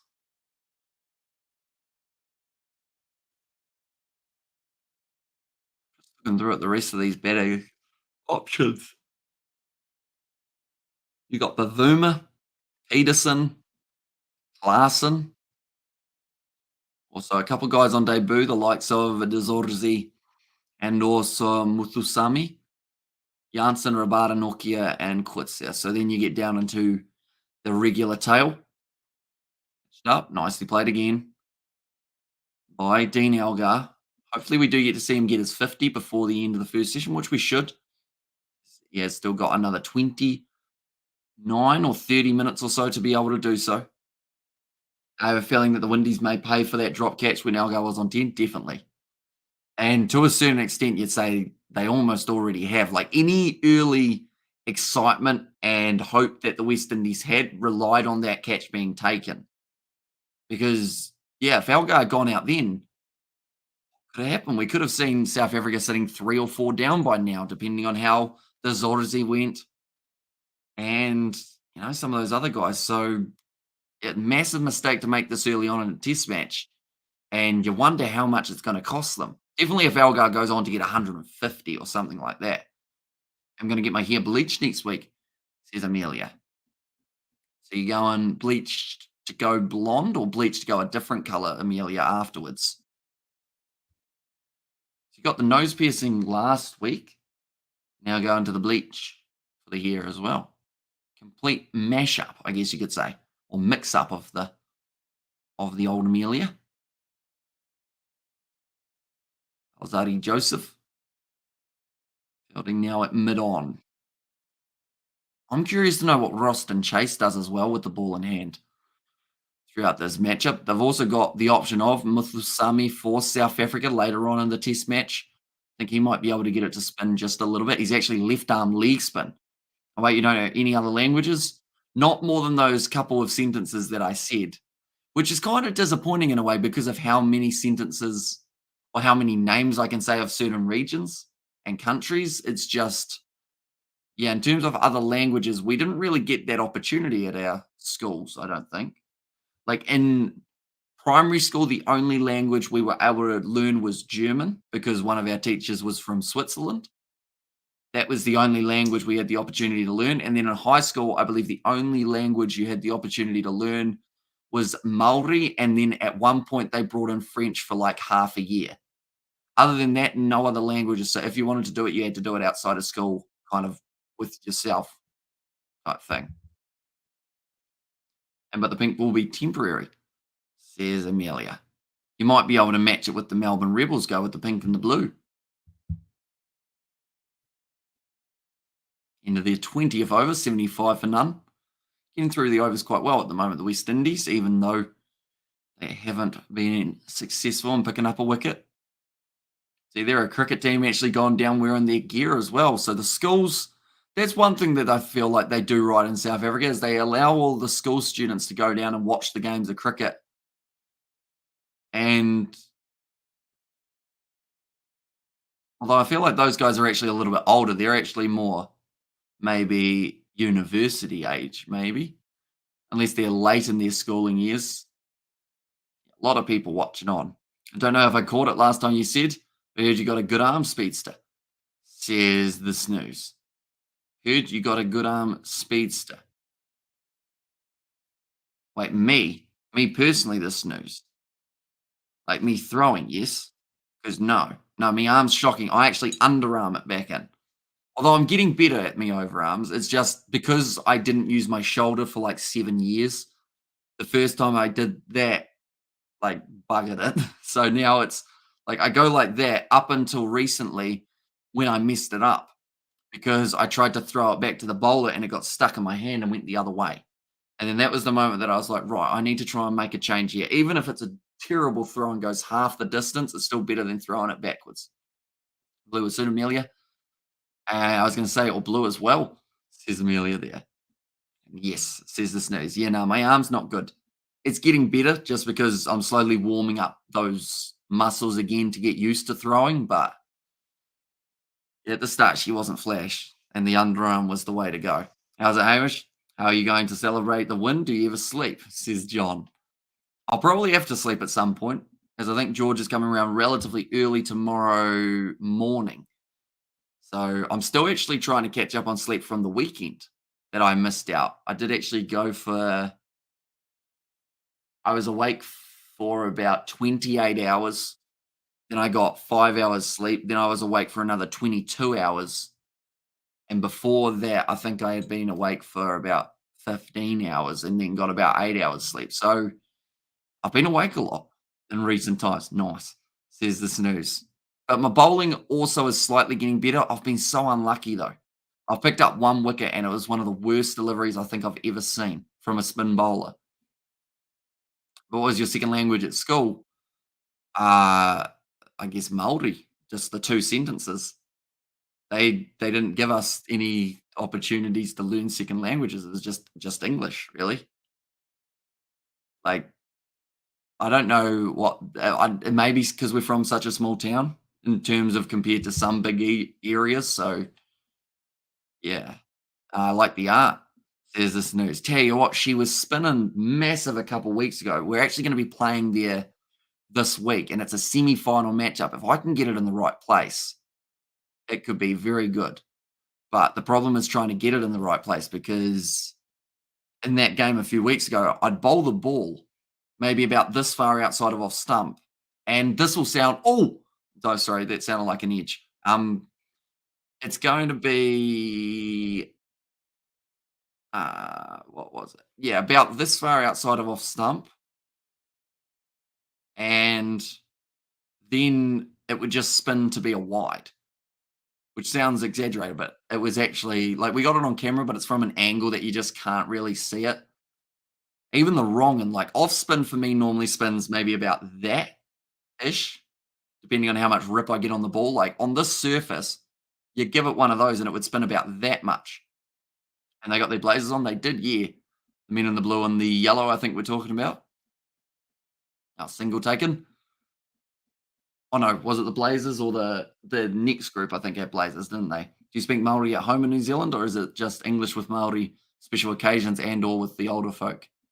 So for me personally, neither of my parents speak Maori, so I haven't really had to speak it at home at all. Like throughout that whole term of learning Maori, I probably learnt the most out of anyone, just because everyone was like really not trying, I guess you could say. So I learned "Ka kite koe i tera wiki," which I think was a good sentence because it was "see you next week." Doesn't really work if it's midweek though, and I'm leaving on a Wednesday going "Ka kite koe i tera wiki." But yeah, like it's dependent on the region you're in. Like round in our region of the South Island, like we've got a marae about 20 minutes away, but we've only ever been there once for school, and then that's about it really. And I guess the only other time that we do Māori is when you're doing the national anthem at the start of like an assembly. You'll sing through that with the Māori part in there as well. Nice pole shot down to the man in the deep, Alzari Joseph, and that will be one. Solid. Says the snooze. I'm going to do my aftercare stuff for my piercing. I'll be back. Amelia, we will see a little bit later on. And right, how wasn't Māori taught at school? I think it was more we just didn't have a Māori teacher. So we had one for a term. And then I think it was the next year she either swore at a student or hit someone, and then she ended up losing her job. So then they didn't have a Māori teacher. So that kind of took away that option, I guess you could say. But I'm sure if they really wanted to, they could find someone else to do it, you know? Like someone somewhere, surely. Pitched up, great cover drive. That'll be another four. Markram moves up to 36. And that is going to be now both men getting very close to their half centuries. And we might actually see both of them bring up the half century before the end of the first session, which I still haven't decided if it's going to be the last session of the day that we cover or not. Probably depends on what time George will be round tomorrow morning, will depend on when I should sleep. But when I should and when I do are normally two very different things. Miss those teachers, says this news. Yeah, she'd be right 20 years ago, like when they were allowed to smack the students around a little bit, but or if you're in Romania, like Sebastian said, it used to be in Romania. This is Seb's word, not mine. But Seb used to say that if you didn't look like you were hurting after the first slap, they give you another one just to see. Or if you were laughing, that's so weird. I learned Afrikaans, Xhosa, and Latin at school, says Gareth. Do you learn the history and culture of the Maori people, Hamish? A little bit. So that's kind of what you have when you go to the marae. That was one of the out and about trips, I guess you could say, that we had. We did it at primary school a bit more than we did it at high school. I think by the time they get to high school, they kind of lose that side of it, which like seems a bit strange as well. Like I'm saying like a lot. That was a good shot right in the dick, unfortunately for Markram. Might have been right next to the box. But yeah, it's like again. I'm gonna take away like out of my vocabulary the rest of the live stream. They seem to get rid of it when you reach high school. But yeah, primary school, we got to learn quite a bit about it, the history. And to a certain extent, we learn about the history in like year 7 and 8. As soon as you hit year 9, they're more worried about getting you ready for your exams than teaching you anything about like culture or anything like that. Because I just said like. Mm. I realized about a sentence after as well, a little bit slow getting to it. Nice ball from Holder though, getting the almost inside edge from Markram. And it was actually a no ball from Holder as well. I realized that the point of one of my stories from a while ago, I never actually got to, which was about the spin and the fact that every time I do a ball that spins quite a bit, like these batsmen that we're playing don't really know how to pick spin. And they get so lucky. They either inside edge it just and squirt it out to leg side or completely miss the outside edge. Like I think I've had 3 times in the last 3 matches that someone's gone that hard at the ball, not knowing what way it's gonna spin, that they've edged it and it's just gone straight over the top of our slip cordon because of the amount of force they're trying to put onto it. Private school, do you go to Gareth Hilton? Is John? And who's top of the ranks? And, I'm just not sure. I don't know whether they televise Samoan cricket here. Ooh, left alone again, and that was well bowled from Holder. End of the over, 6 runs off it.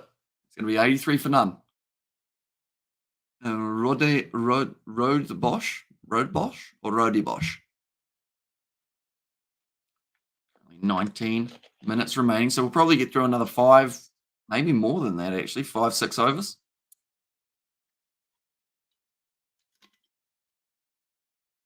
I'm quite surprised that I've managed to make this second little bit of about this much last the rest of the live stream after sculling the first amount. Because that's actually what I did just before the live stream. I drank about that much. And so Australia says this news. Probably. And back, says Amelia. So you're a Cape Townian, not a banana boy there, says John. I like how the bottle turns green. Makes it look like it's really dirty, but really it's just because I've got a green screen. It kind of reflects, it disappears. Oh, I was trying to make it completely disappear. It didn't work. No, born PMB, then schooled in the Cape. Azari Joseph, nicely cut away, well stopped there, but he did still manage to pierce it, and Blackwood ball off. They get a single from it.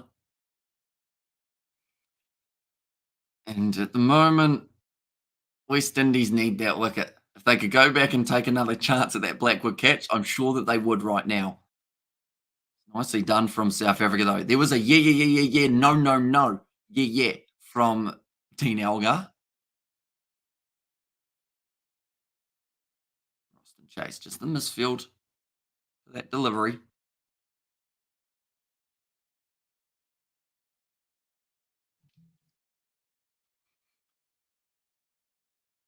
Oh, short ball. Didn't get onto it. It's in the air, but it falls short again. It's a lot of luck at the moment for the South Africans, but sometimes you need a little bit of luck on your side. I have to take medication as well quickly, otherwise I would have missed the reminder. There's Amelia there. 93 miles an hour, so a little bit quicker for Shannon Gabriel off that delivery. In fact, sorry, Alzadi Joseph. Your old man must have gone there because MB got fantastic schools. There's John.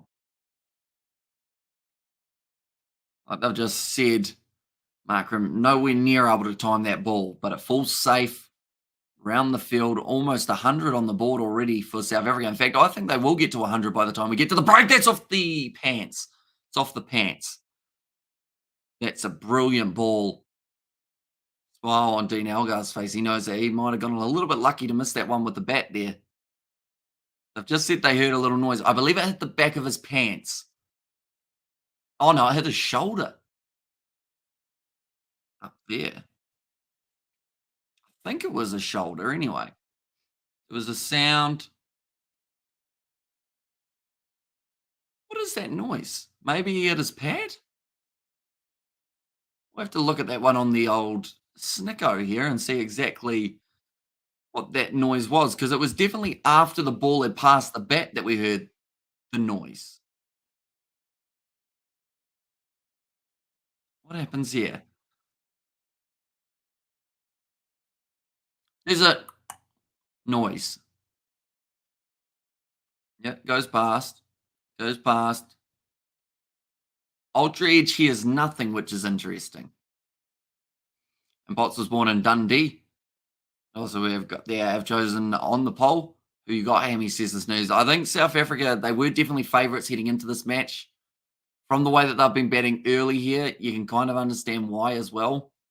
And I do believe they'll be able to take out the first test. It's still very early, though. We haven't seen West Indies bat. Chunder Paul, he was brilliant in Australia compared to some of the other Windies batsmen. So I hope he's able to follow up with a good score here as well. Right, they're going to be.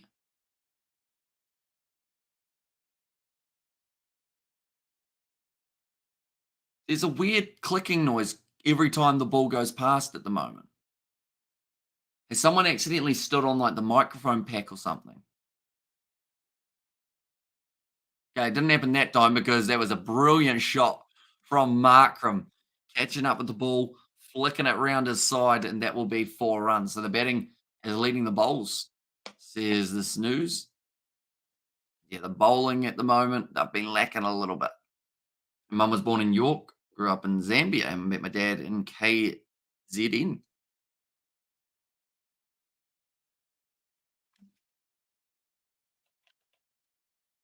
All gone. It was the end of the over as well. I should mention 90 for none. At the moment, that's a partnership of 90 runs of 141 deliveries.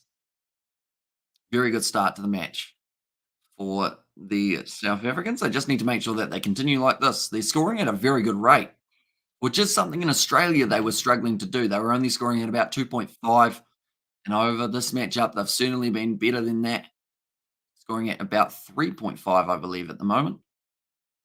And we've forced the change. Roston Chase into the bowling attack. The spinner for the West Indies, 30 years of age, 85 wickets in his 48 matches with the best bowling figures of 8 for 60. That's going to be a pitched up delivery, pretty much right in the space he needed it to be there.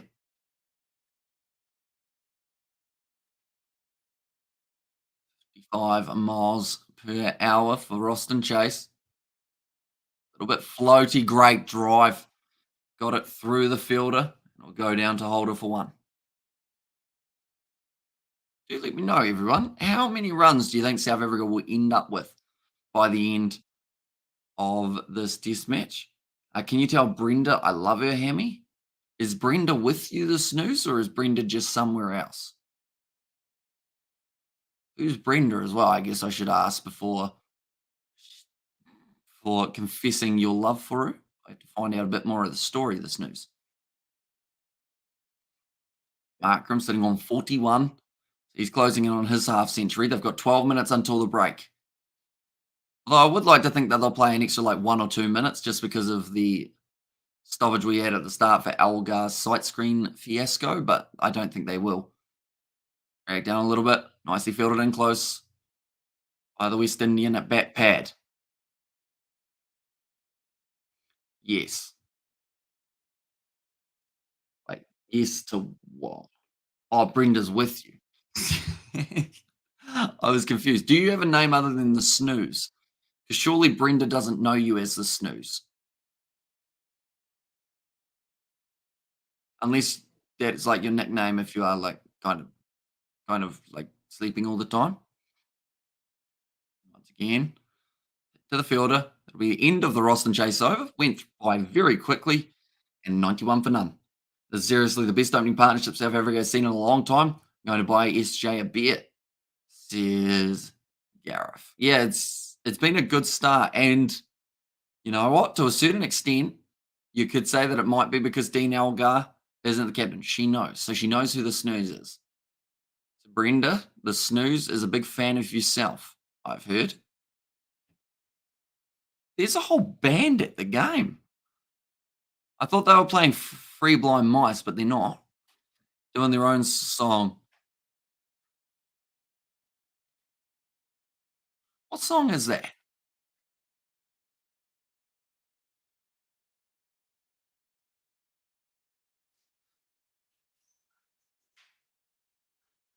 What song is that? That's a familiar song, but I can't think of it.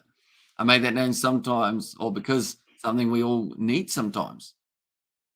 Tell you what, the brass band are pumping at the moment.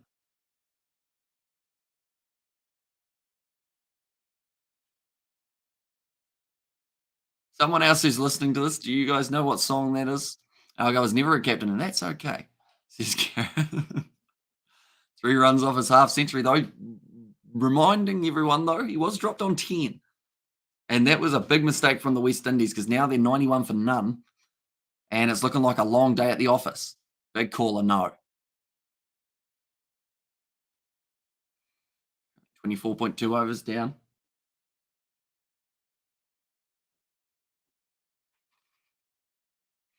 I just realized that will look very weird, me just looking up. I was smiling at Dad. He's going to bed because it's 10:50 here in New Zealand. And I'm still in like the dining room area, so it's quite hectic in this little space. I got my green screen up and I'm kind of cut off from the rest of society. Charging in Alzari Joseph. The band have stopped playing. Is that because they were told to stop playing or just because they got sick of it? Elgar 50. That was a loud clap accidentally. Very well batted from Dean Elgar. 51 off 84. And he has followed up the same trend as Root and Williamson, which is getting a half century in your first game after giving up your captaincy. I just won a test match today. I was so nervous. I had to go pedal boarding. Oh, that would have been fun.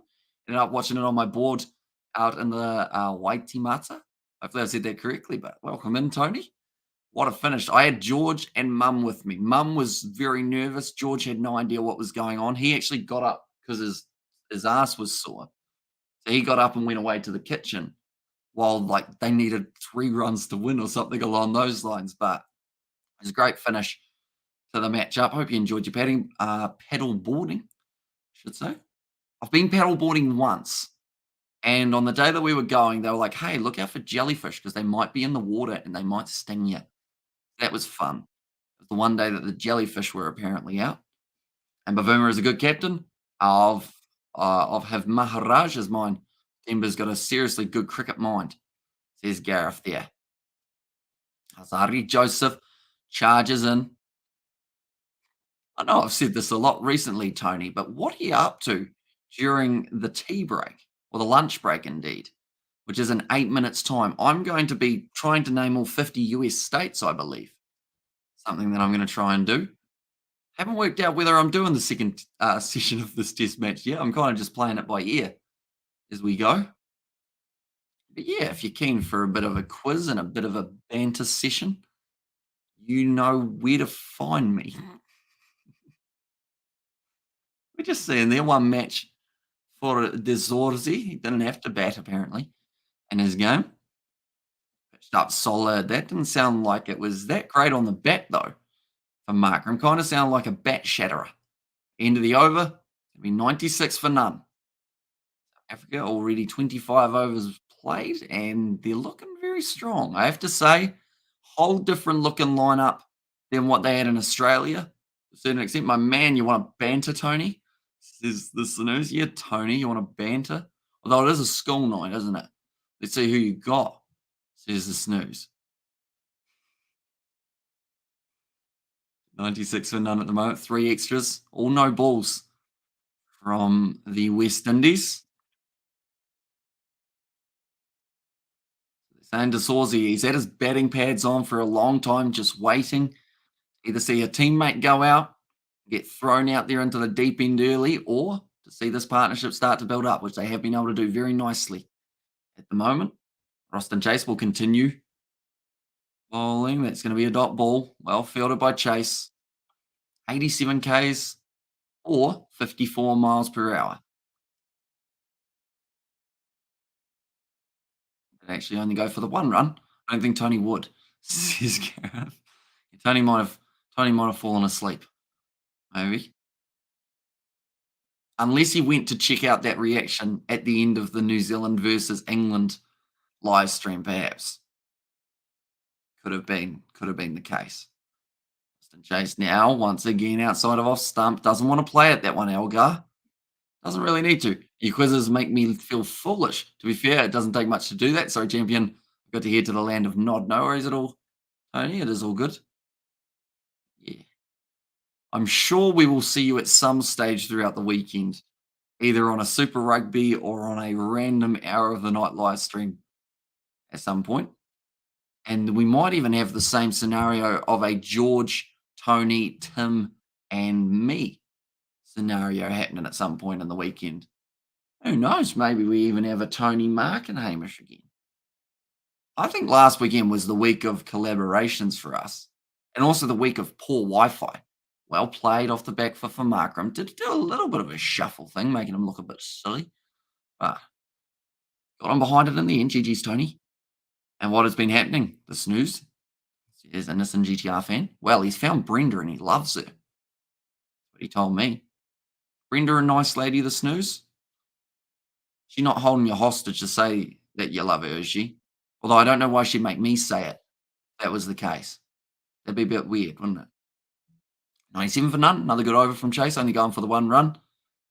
And 4 minutes left of this session. I think they're going to be about 2 overs short. What they'd like to have.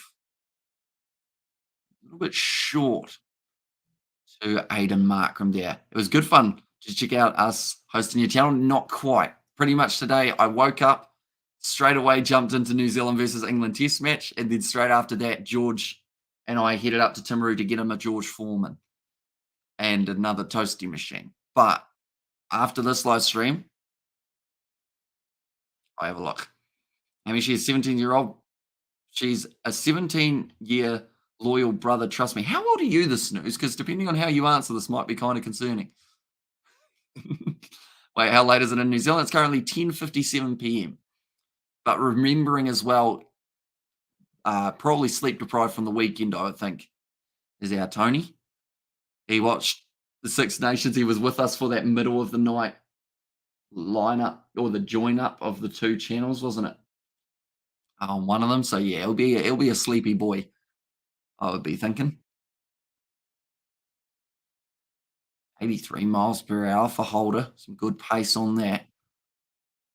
I really hope no one's bowling that quick this weekend, or I'm going to have no chance. And also, we have got there night 19, young as my love. How long have you loved it? So you're like 2 or 3, or as in you're also 17. I assume you're also 17. Does Brenda live with you?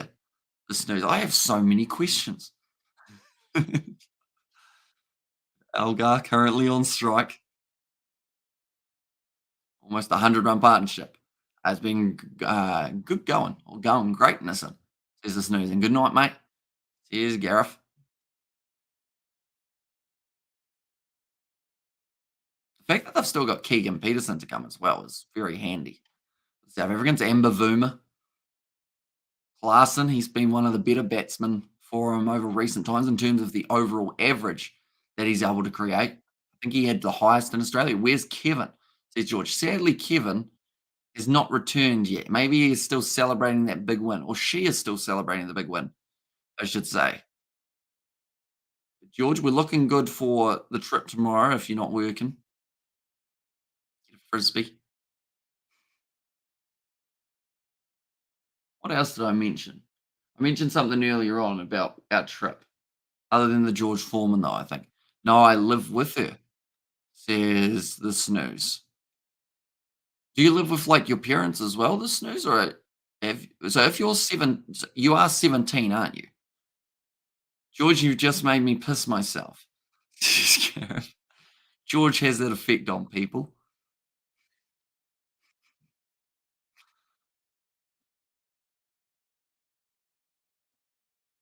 Probably one more over squeezed in after this one if they're lucky. South Africa, if Holder can get through these two balls unscathed. Oh, did you end up making toasties, George, or nah? 'Cause you might have still had some leftovers from when we went up. So maybe you didn't make them. Where are you going tomorrow? We're going on a massive road trip 30 minutes away. But we're going to go. I can't actually remember the reason behind us going. I think we need some equipment. I think George is going to get some headphones.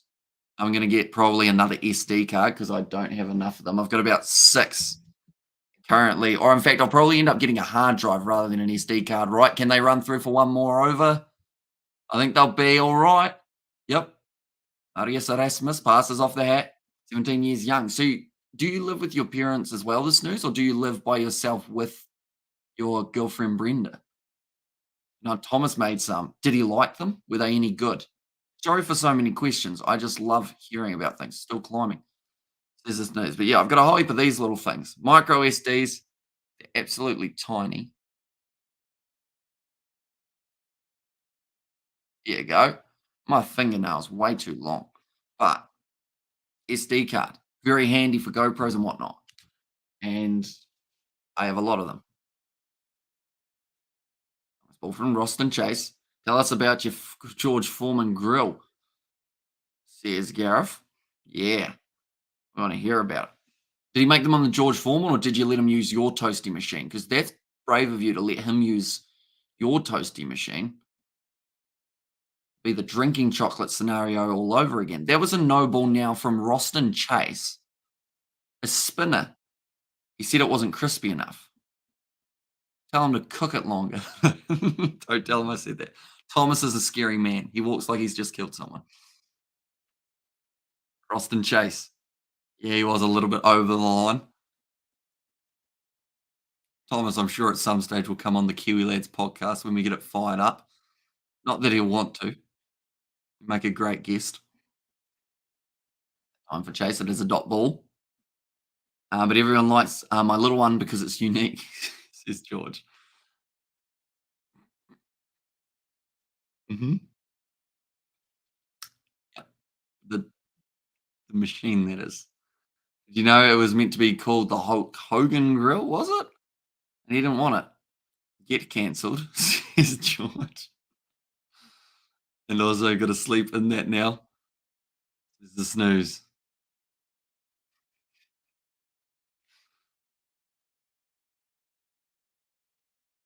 Two balls left of the session. What's happening in your household, George? Is everyone asleep? You want to try and name United States states with me?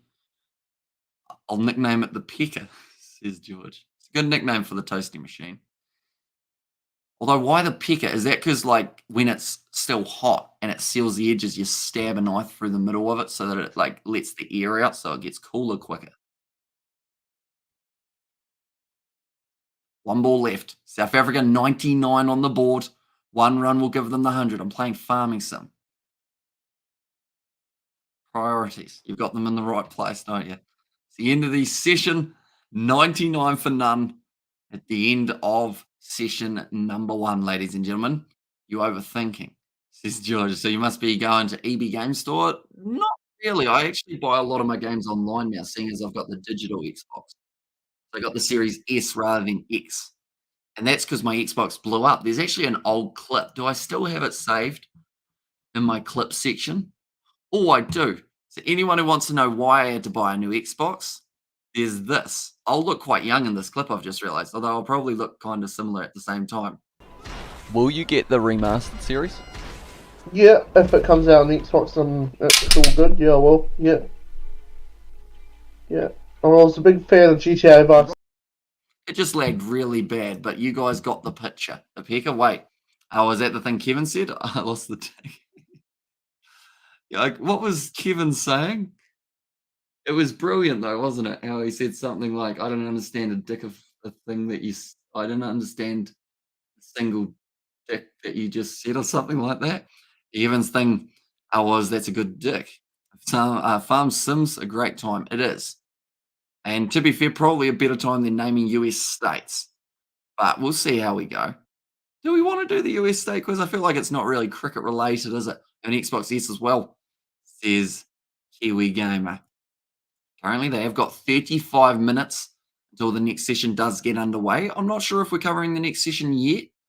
Me and George are going away tomorrow morning, but we'll probably stick around for the halftime break anyway. Just to have a bit of a general chat. Not sure about Kevin, says George. Well, Kevin was a woman in the end. So a little bit of a plot twist, a curveball, if you will. I wonder what made her call herself Kevin, though. Definitely if there's no Kevin in the picture.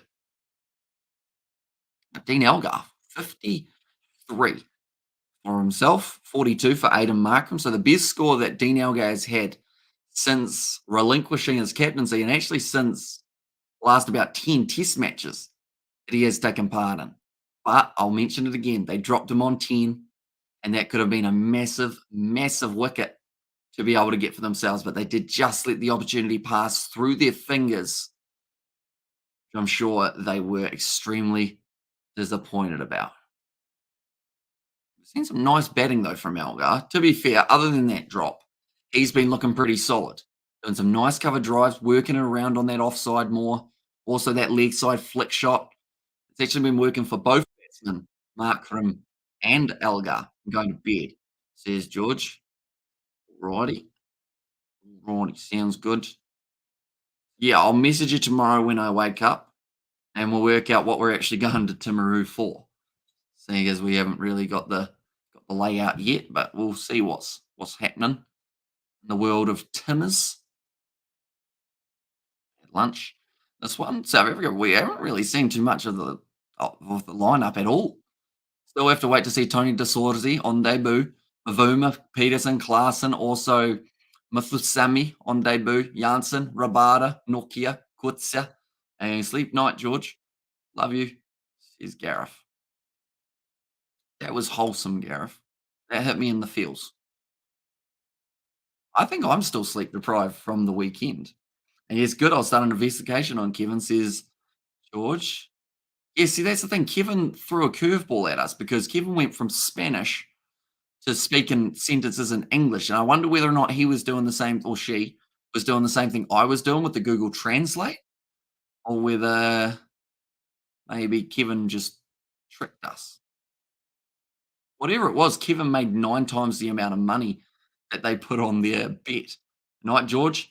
Get your rugby gaming skills up with Hammy again. Yeah, we got a series coming hopefully soon on the old rugby gaming. It is just we're waiting for the renovations to get done to the lounge and all finished off so that we can then use the new setup, which will be literally this setup, but we'll just have a different background. More than likely still a green screen on top of it, and then some sort of design on the wall or just a white wall or something like that have in the background.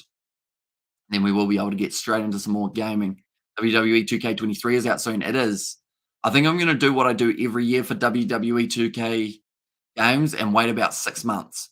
See how they go. See if people are actually liking them. Like I only got WWE 2K22 maybe in the New Year's sales this year. In fact, it might have actually been a little bit later, around February or so. So, oh wait, it's February now. Maybe January then, the New Year's sales. Did I say that already? I think I did. Sorry, I'm a myth. I'm not literally, but you get the idea. Dean Elgar, batting very well, almost faced 100 balls, got 8 fours. Markram's got 7, and runs on the board for Markram, 42. We've seen 4 no balls bowled by the West Indies. I feel like that's going to be the next thing, is we're going to see, unfortunately, the West Indies, they'll pick up a wicket, but then it will probably be off a no ball delivery. Could be pretty rough. Also, we have got there, Kevin referenced Dix. He did indeed. And also, you play FPS games? Not really. That's like COD and stuff, isn't it? Sorry for sounding like an old man there, but not as much. Like any multiplayer games, other than playing with like the other guys here, I'm not that big of a fan of to a certain extent. Only because most games now you've got to play them for hours and hours and hours to get any good at them, to know what's actually happening in terms of like all the secrets and whatnot. But for me, like I just don't have the time to be able to commit to a game type thing. They should bring back Create a Finisher to WWE games. I hope they extend on their GM mode. That was actually one I was playing quite a bit when it came out. And also Universe mode. Me and Dad have been doing a bit of that recently. We just pretty much pick a tag team and we've followed them through, and then also a singles title each that we try and chase. True says the snooze in there as well. But yeah, like if I was to play a game of like COD Warzone, for instance, like I know that if I play it, if I get through to like the top 4, all of those guys spend like 5 to 10 hours a day grinding on that content. So I'm going to have no show. They're going to duck down. They're going to do a roly-poly, 360 snipe my head off. So I'm like, yeah, it's good. I'll play like the solo or the co-op with dad against AIs, but multiplayer I'm just not really good at because I crack under pressure. Even cricket on the weekends, I crack under the pressure a little bit, which is always a shame because you don't want to crack under the pressure, of course. If I didn't have only two USBs at the front of my PC, I could have showed you guys a little bit of unseen footage from my cricket match. The problem is my microphone and camera are both plugged in to the front, so you will just have to eagerly await till the videos come out, which hopefully will be within the next couple weeks. I know I originally said last Monday was when the video was going to be out, but that was before I had to deal with trying to censor a person completely out of matches, and they pop up quite a bit. But I have made a little bit of a resolution for it. I had someone design a Kiwi Lads logo type thing or a mascot that will be going over the top of the guy so that you don't know who it is and he doesn't get angry. And it's funny when you actually drop them and don't spend time on it at all. Experienced the real thing, eh? Is the snooze. But yeah, it's like that was kind of the case with Fortnite as well. When it first came out, me and Isaac, we used to play it like before it was known as a big thing. Like this was before pretty much anyone was streaming it on any social medias. No one was making real videos on it too much at all. Like, and I think there hadn't even been an update. So for that one, we ended up playing for hours and hours, and we're just hiding in a building because we were terrible, and also we had terrible PCs. Isaac was using a small laptop. I was using the lounge desktop, so you couldn't really shoot anyone if you did try anyway. After the last match or our last update, you can't save tag team finisher in universe mode. I was wondering why me and Dad weren't doing our tag team one. Do you know if they're going to fix that anytime soon, Kiwi Gamer? Because I wanted to set one for myself and Dad, and it didn't actually happen. Good morning from England, says Harry and Luck. Welcome in. FPS games are struggling to finish World War II, but I do partake in Fortnite, says Gareth there. So, like me and George, it's not FPS, I don't think, but like we've played Far Cry and whatnot, and Far Cry is a lot of fun. Like sometimes the AI, the dialogue you get with AIs, I sometimes find more enjoyable than random people, just because normally either you can't hear them, and if you get them, then they'll just abuse you. And Kerr said hello with the Indian flags. Welcome in, mate. I'm sure you are excited for India versus Australia coming up very soon. Going to be a great one to see how the Australians either fire back or how India extend their lead even more in that series. We'll go like this. And like that. There we go. I just wanted to put it so that people could see that it was going to be lunch. Please, can you cover the Bristol City FA Cup match versus Manchester City? Do you know when it is, Harry and Luck? More than likely, those games are on in the middle of the night. So if we are up, it's due to a rugby live stream. If we're not, it's normally time when we're sleeping or catching up on sleep. A bit tricky at the moment, but I'll have a look and see when it is taking place. Lol gamer says the snooze. See, that's the thing. I'm a weird person. You guys know this, but not for the same reason you're probably thinking. I'm weird because I'll buy a game when it's on special, and I don't end up playing it because I wait until I don't know what I wait until. Like Hitman 3, I absolutely loved Hitman 2, and I played it a lot. Hitman 3 came out. I bought it when it was on special like 6 months ago. Still sometimes jump on Hitman 2, but for some reason, I haven't started playing Hitman 3, and I have no idea why. I'm just quickly going to grab this charger because my phone died. I just noticed. Or it's almost dead, I should say. It's on 1%. So if I don't plug it in, it will die. But like I got Hitman 3 and I really want to play it. FA Cup, that will be taking place. I thought that was my phone, but it is the signage. It's going to be at 9 a.m. Bristol City, Manchester City. The worst thing is, it's probably at a time that almost wouldn't work too badly for us, but I think me and George are heading up the road while that match is taking place, unfortunately. What other games? Assassin's Creed. Do you guys enjoy the Assassin's Creed series? Call it Distraction, Hamish. Or Distraction, Hammy. in there as well. Mm. See, because I think it's because I want to commit to the game. It's like how Survive the Forest or whatever it's called now has just come out. Is it called Survive the Forest? No, it's another game. But me and Isaac played over 100 hours of the Forest and really enjoyed it. But just being able to play it while doing so much streaming and so much video or so many videos makes it tricky. I know my missus' nephew downloaded on my PlayStation and I kind of enjoyed it. Says Gareth. Yeah, so I've got like 7 Assassin's Creed games that I've always bought when the gold edition's on special, and I haven't played any of them. What is your Instagram name? I can give you the Kiwi Lads Instagram name. We'll go there. Kiwi. That is the Kiwi Lads Instagram. The worst thing is I've got a decent like the screen could be just there. Like there is actually a monitor there that I could play it on. Some games are free. I've just seen. I've actually loaded up my Xbox because I want to see if Survive the Forest is on Xbox. And if it is, me and Isaac could possibly look at doing some sort of series. But I have a bad feeling that it didn't come out on PC or it didn't come out on Xbox. Yeah, it's not looking good. I think it's a PS5 and PS4 exclusive. Yeah, you can buy a guide for Sons of the Forest, but you can't buy the actual game, sadly. I would like to make a tag Team Santino Morella and Mick Foley and call it a pair of socks. Work, and you put in all your time to grind it. Enjoyment of either or the enjoyment of either enjoyment or rage being good is what gets you addicted, says the snooze. Mm. Yeah, because like Hitman 2, I probably spent a lot of time on. What other games? I mean, even like a Cricket 19 or a Cricket 22. I think me and Dad have only played Cricket 22 a small amount of times since it came out. I bought that game the first day that it was released. Didn't get to play it till about 6 months after I purchased it, which was terrible because it's on Game Pass now, so I could have just saved my money.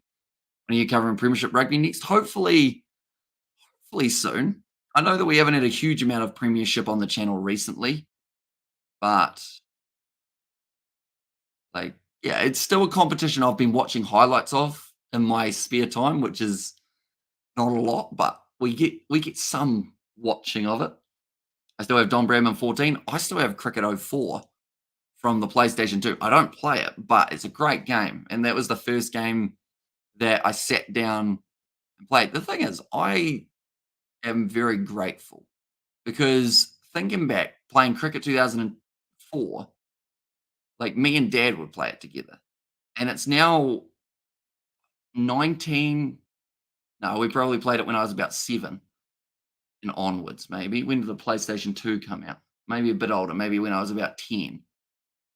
Rugby '06 is another one. Like, we used to play games together when I was in primary school, and we still occasionally sit down and just play a random game, whether that's like a FIFA, like we've done FIFA career modes ever since about FIFA 2015, somewhere around there, and every year we've played that. COD, we've played hours and hours. Yeah, so I'm very fortunate in that regard that, like, he actually, I guess, likes playing it and does play it so often. Can you join or can I join at halftime for the England versus France game with you next week? Says Harry and Luck. Depends a little bit. I'm a little bit hesitant in terms of having brand new people join during a live stream rather than knowing them beforehand, mainly because of, I guess, also the risks of what they could say or what they could do on the streams. I think in soccer wouldn't be the most exciting thing to commentate, would it? It's a good game though. Yeah, it's we've done a couple in the past, and it's tricky to commentate mainly because a lot of the same stuff happens, and it's hard to explain every pass that happens type thing. Like going, oh, keeper's gone back to the defender, now the defender back to the keeper, keeper other side, like all that kind of thing makes it quite tricky. But like if it's a good game, it's always enjoyable. But I much prefer watching it than commentating it, I'd say. It's one of those ones you almost do need to have footage or a lot of I guess, people in the chat to be able to fill in those silences. Hi, says Yako, welcome in. And also, I'm currently replaying The Last of Us after after watching the show. Says Gareth. I haven't actually played any of the Last of Us games. I probably own them because I'm weird like that. And when John Motson used to be the commentator in the FIFA games, says Kiwi Gamer. See, me and George played Ark. That was a great series. I know it may not have been the best in terms of video wise. Anyone who hasn't seen those ones, I hope they're still up on the entertainment channel. Go back and have a look at that Ark series. Like, that was so much fun. And we spent a whole heap of money to buy a server, and then all of a sudden we stopped. I think George had the idea of doing either rugby league or some other game that we then switched to, but like Ark was a good bit of fun. I hope you aren't spoiling things, the snooze.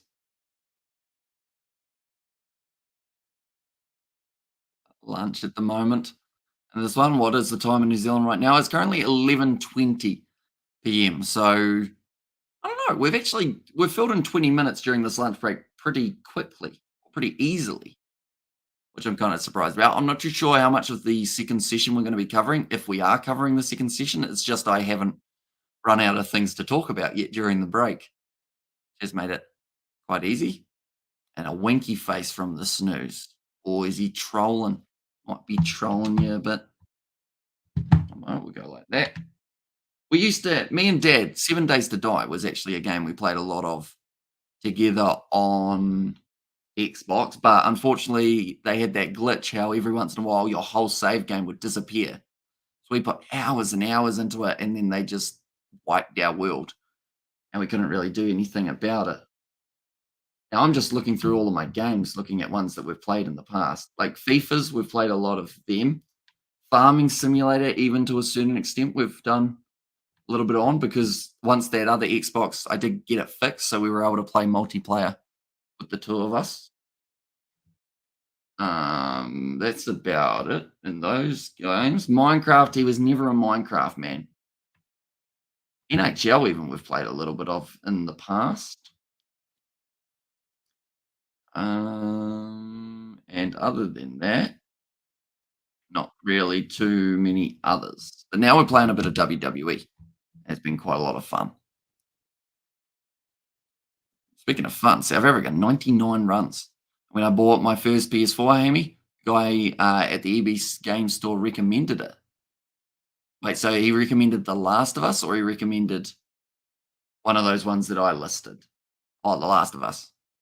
I still play NASCAR Racing Season 2003 on PC, says Kiwi Gamer. See, some games just don't, like, they don't age, if that makes sense. Like Rugby '08, a lot of people still feel is the best rugby game out there. Cricket, like some of those older games are actually a lot more fun than the new ones. In fact, something that I want to do when we get the new setup back in place is I kind of want to play the cricket game on the Wii, the one that you actually get to like play the shots with the Wii remote.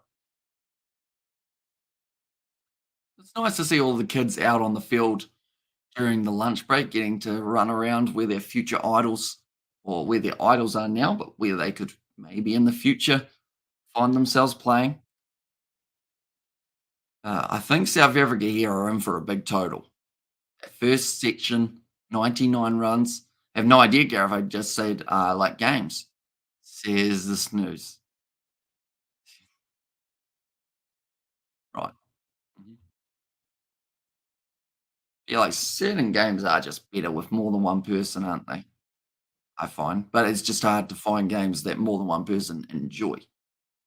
I'm going to quickly, while we are still in the break, we've got Dean Algar's stats up there. I'm going to quickly see if the Kiwi Lads Entertainment still has our old videos.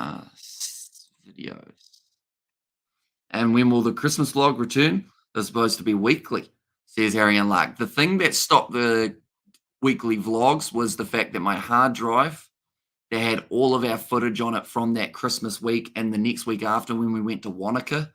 And like, it was all a lot of fun. Unfortunately, that hard drive pretty much straight after stopped working. and we can't get all that footage back. So we pretty much lost everything, and that kind of killed the momentum because we were so excited to go on to that kind of weekly style of giving you guys the behind the scenes of what we were doing. And then, yeah, we lost all the footage and lost everything as well, not just the footage from that week. We lost everything from that week back to the start of the Kiwi Lads in terms of our old random videos that aren't even public at the moment, or the ones that weren't on private on the YouTube channel, just weren't on the channel. Instead, on that hard drive, first videos, everything gone. So it kind of it was a shame because for 20,000 subscribers, we were going to, the next time all four of us were together, we were actually going to be doing a reacting to old videos. In fact, it was probably going to be for 25,000. So we were going to pre-record it and just can't do it now, unfortunately. The hard drive, I can try and send it away, but they said that it would take probably about 4 months to repair and possibly get the footage back. If not, they send you a new hard drive. So I've probably got to do that. But yeah, we lost a lot of footage, which was a bit unfortunate. But we've got cricket videos every once in a while coming out. We've had one cricket vlog. Just realized the beginning, Gareth, my bad, is the snooze. Why did you have to remind me? Says Gareth in there as well. So they've just shown Craig Brathwaite as non-captain. He actually has a better runs and average as well. So it just seems to be when you're the captain of a side, it just is too much pressure to be able to do extremely well. You played Corn Hub by any chance? Corn Hub. What is Corn Hub? Nazi. Is this a game that I have to look up on Steam? I feel like it's definitely a parody of something, isn't it? Corn.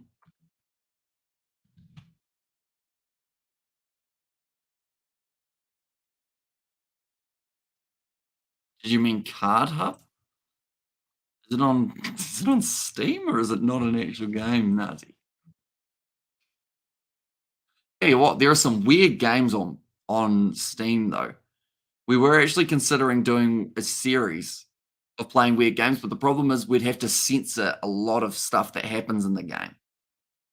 Hold up, no, I haven't. And also we have got their moderator, delete this clown Nazi, says Nazi Williams. Wait, what? Moderator, delete this clown Nazi. We got two Nazis at the moment? Is that what's going on? Among Us? I haven't actually played Among Us. Not so much because I don't want to, it's just I feel like you need a good grouping of friends to be able to have the best experience on a game like that.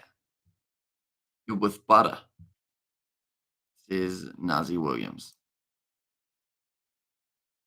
Right, we will go like this as well. Lol. Yeah. Wait. Moderator, delete this clown Nazi. Wait, so Nazi said to delete himself? Is that what happened? Where's the clown Nazi? I'm so confused. Do you ever have braces? No. No. Kiwi Lads Among Us would be fantastic. It would be. Daniel doesn't really play a lot of games, unfortunately. But do you need more than 4 people, or do you think 4 people would be decent? Where's the clown Nazi? I can't see the clown Nazi. Unless he said something that doesn't come through my PC.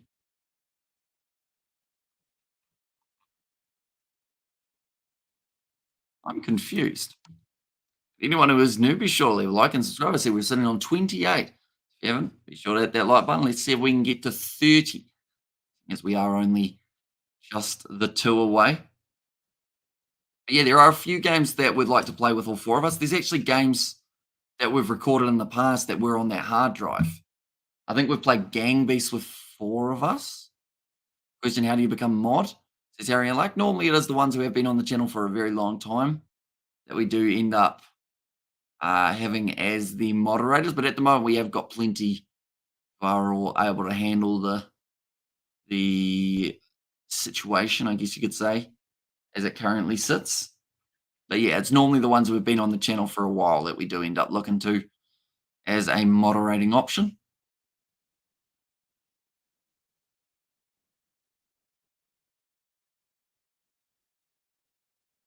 Do we still have Nazi Williams here? I'm still confused about what is going on for that part. And Fozzie Emmy by Hamish and Gareth, catering pack of KFC.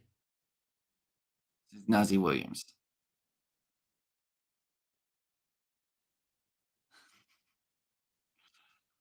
And Fozzie Emmy, since it's tea time, where are we going with it in those thoughts? Says Snooze. I mean, World Cup time, if Fozzie wins the World Cup, it's going to be a weird one because if he gets sacked after winning the World Cup, he probably gets another contract for another team, to be honest, because he's a World Cup winning coach. But I don't know if New Zealand win the World Cup, it is down to Fozzie or more the players that he has got. If that makes sense. But I mean, this close to a World Cup, even love him or hate him, he's going to be the AB's coach. So got to back him to a certain extent, got to get him behind him and try and help him get the boys over the line. Perfect. Says the Snooze there. Yeah, it will certainly be strange. And any more rugby for this week, says Coding? This weekend, we've got a lot of it. We've got the Vancouver Sevens that we will quickly check to see if they've actually announced the schedule for that one. I know that they were only just recently finishing their last leg. So it's going to be Vancouver in 3 days' time.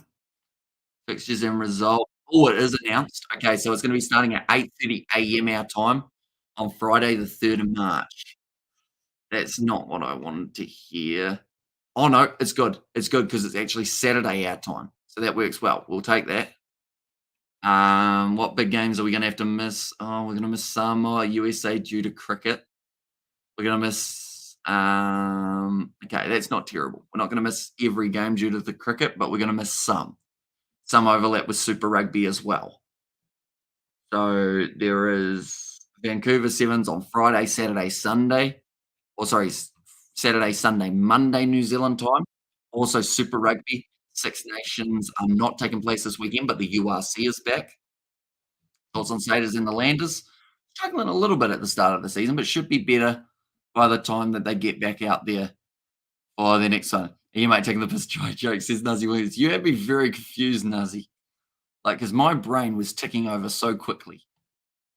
And that was because we had a fake distracted sports on the one yesterday who asked us, or the day before, who asked us if we were going to the super round. And that was while distracted sports was still in the chat. But I was like, because I looked at the actual YouTube chat and saw the spanner next to their name. And I was like, how have they done that? I feel like that's next level, like fanciness. But it's all right. We'll let you away with it. Don't be surprised if Satyrs ever lose a game. Yeah, from here on out, like the Satyrs, if they lose an early matchup, that normally makes them stronger by the end of the comp. And it makes it tricky for anyone who they do go head to head with. And also South Africa won to the test match, says Maninkanta. At the moment, they've got a very good chance. 99 none. They did drop Dean Elgar, the West Indies, on 10. He's then gone on to get an extra 43 runs. And Markram's doing very nicely at the other end, sitting on 42 off 75 deliveries. So I think they're definitely going to find themselves in a good position anyway to be able to go relatively far in this match. My thoughts exactly, Nazi. My problem with Highlanders was exceptional, says the Snooze. They fought well for certain moments of that game, but then others it just looked like they didn't know what they were actually doing out there. I just realized I put the wrong phone on charge.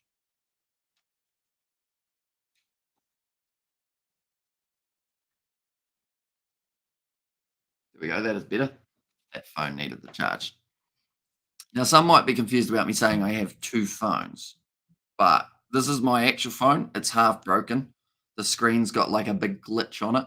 And then that's the phone that I bought for super cheap so that I can use it as a second camera angle for certain videos. The only time you guys have seen that used as a second camera angle, though, was actually It was actually for the videos for the rugby ones down at the local rugby ground.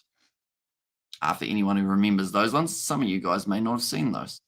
They did sneak in through the middle of those longer live streams. But I've kind of talked for this whole lunch break, which I'm a little bit surprised about. I feel like I'm just a right chatterbox today. That normally is what happens when I get tired, which is why late night live streams are normally the ones that I am the most talkative on. But yeah, at this stage, only got about 5 minutes left till the second session does get underway.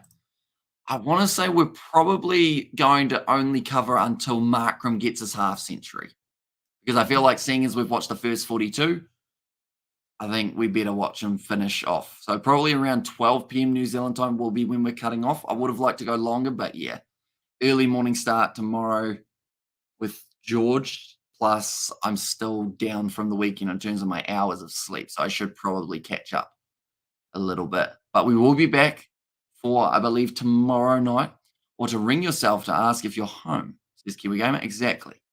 Sometimes I do forget. I'd also like to see if there's an early wicket coming in this next session for the West Indies, seeing as they have been working tirelessly to try and get it. Holder sitting on 5 overs bowled. It's gone for the 12 runs. Roston Chase seems like a good option to try and shut down possible runs. But is he the wicket taking option? That's a big question. Someone just really slammed the door during the interview that they've done here in the break. You should have a sleep, my friend, says Gareth. Yeah, so we will be cutting off a little bit earlier than I would have liked. I actually wanted to cover the full first day, but yeah, we'll see Markram get his 50.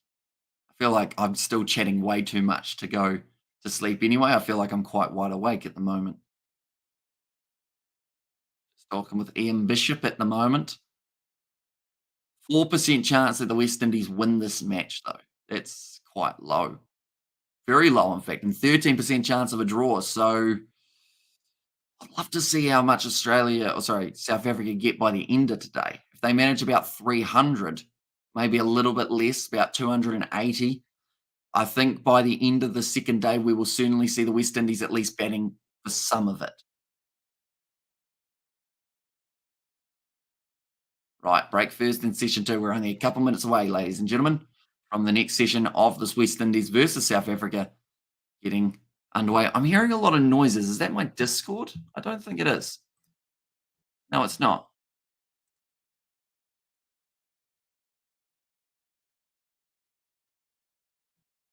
Ah, Gareth, I didn't join your Discord server in the end.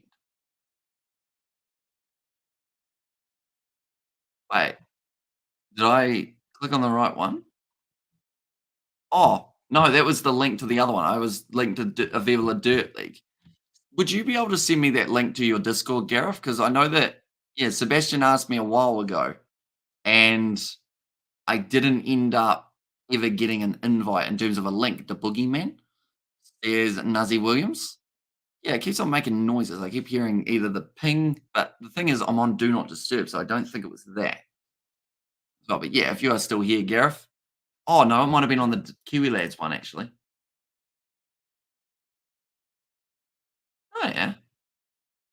Well, I have to give it a look, I should say, rather than a rest. Not too far away, session 2. Ladies and gentlemen, hopefully we see an early wicket, but not too early that Markram can't get his 50, because I feel like he's worked pretty well towards it. That's better. But always tries to sneak down just a little bit more. 99 for none. For South Africa. Hi there from South Africa, says Rudy. Welcome in, Rudy. Hope you're doing well. South Africa starting this match extremely ideally, really. Sitting there, 53 runs for Elgar, the most runs that he's got in his last about 5 or 6 test matches, something like that. Every time that he went out there in Australia, just didn't quite look like he had that momentum on his side. And now that he's no longer captain, going very nicely indeed. Now, Markram also sitting not too badly, 42 runs. I don't know if Gareth is still here in the chat. I'm going to go like this.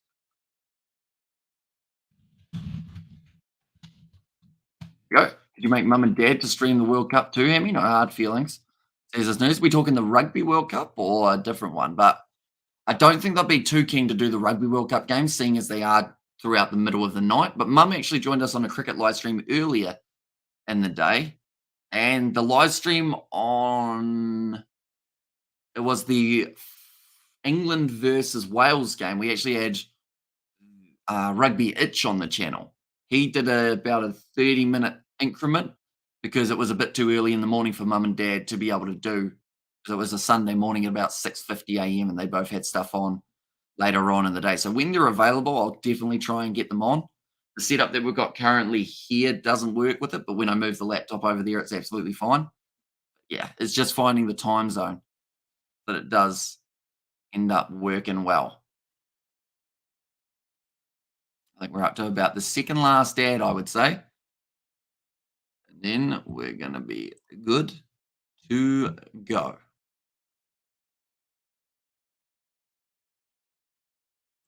That and like that. So the next three batsmen for the crease, it will be Tony de Sordersey, also Timber Bavuma, the new captain, and Keegan Peterson, last man there. Have you got a green screen behind you? I certainly do. So what the setup currently is there's a green screen from about here to here. The table, which is the dining room table, is actually here. And then my setup is this side of it, and I'm off in the corner of the dining room, like over there, that direction. That's the kitchen. That's the back door just behind me. So I'm kind of in the middle of a quite busy space sometimes, but with the lounge being renovated, it means that I haven't got my setup in there just for now. Go rate 13.5. I want to get that up to 15 by the end of this one.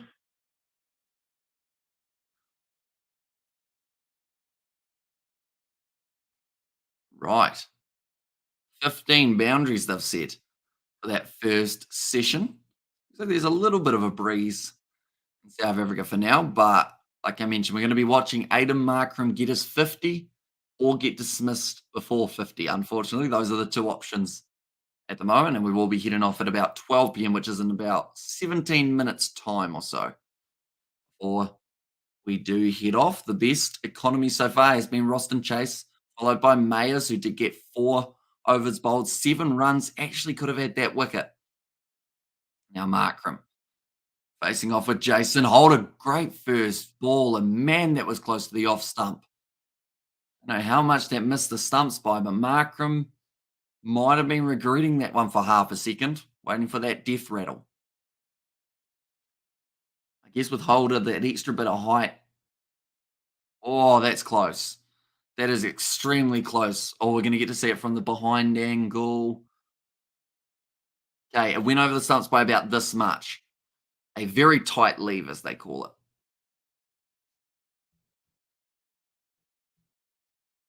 The outside edge for Markram.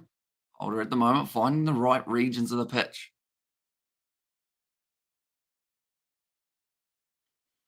Ant. Have you heard of Ant and Dick? I have indeed. Very well-known duo. Are they on? They're on Britain's Got Talent at the moment, aren't they? Ant and Dick, I believe. They also had a late night show at one point. I don't know whether or not it's still going though. Holder again, charging into the crease, catching chance. No, it's gone over the top, and that will be 4 runs for Aidan Markram, a lofted cover drive, and Marius Erasmus signals for Markram. Has just brought up that 100-run partnership as well between these two. 103. Pretty quick scoring South African opening duo. And they do Saturday Night Takeaway, BGT, and I'm a Celebrity, says Harry Unluck. So they're busy boys, is what you're telling me. No other hosts in the UK that they could have been using for the other ones. Oh, nice leave again from Markram. A bit of a steer down from Holder there. He wasn't too happy with getting smacked around a bit. I'm curious to know if Roston Chase will end up actually bowling this next over. What shot you like to play the most in cricket training? Cricket training, I'd say I'm probably a straight drive or cover drive type of guy, to be honest. Like tomorrow, we've actually got cricket training at the local event centre with a bowling machine. So that one, I'll probably end up working on my leg side, kind of playing off my pad shot, but also may consider doing some outside off, just back foot punches and type thing. Because I'm lucky in some regards, but I'm unlucky in others because I'm better at playing on the offside than I am on the leg side, which is normally the complete opposite. A lot of people are good at just trying to smack it and not good at playing outside the off stump. But for me, like cover drives and cut shots are normally where I get a majority of my runs.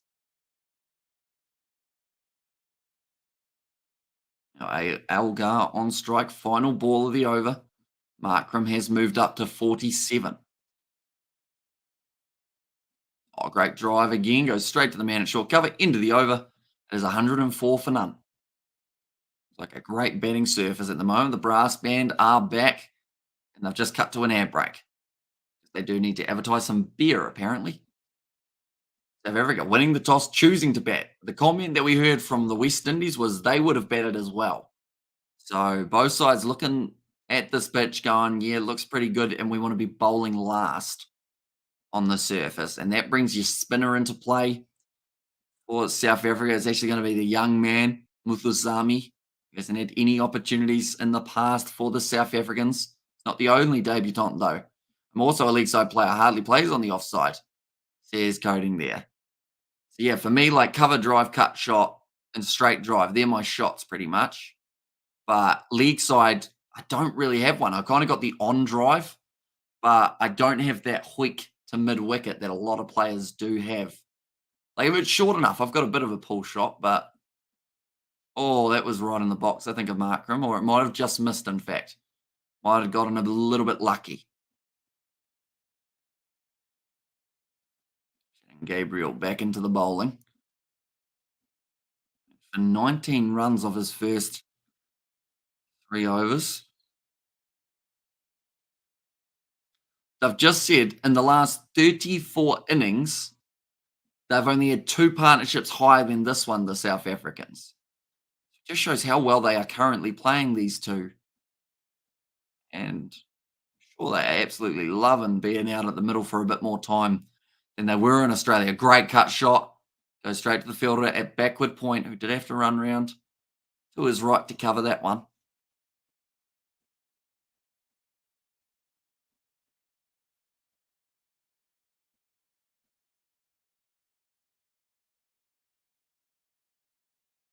Markram. 47. One of the commentators is saying that he got a text saying that Markram should get 100. Or he hopes Markram gets 100. I'm better in the outfield, says the snooze. So while you're fielding, I assume that is, in the outfield.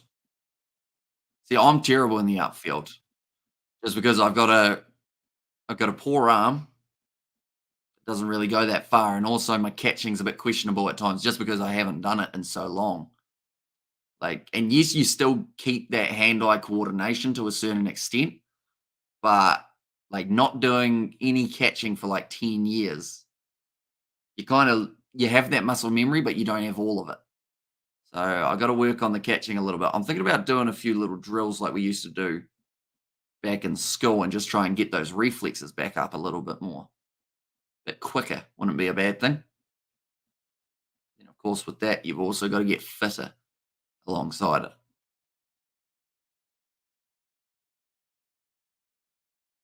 It's like a bit of a change in the field now for the West Indies. So they're actually going to be putting in a leg slip here. And when the ball goes up, Amy, I read where it goes and sprint for it, says the snooze. You see, I'm normally better in catches where I don't get a chance to think about it. More of a reflex. Oh, it was very full. There's a great stop by the man on the leg side. It was flying towards him.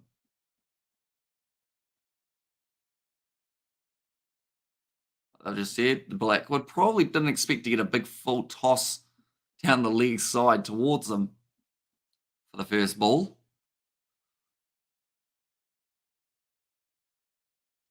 He's done very well to stop it.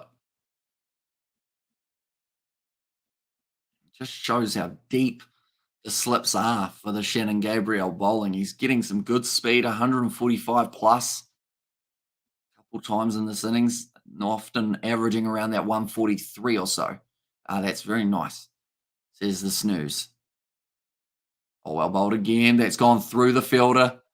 Algar will get one. Gabriel a little bit disappointed with that one.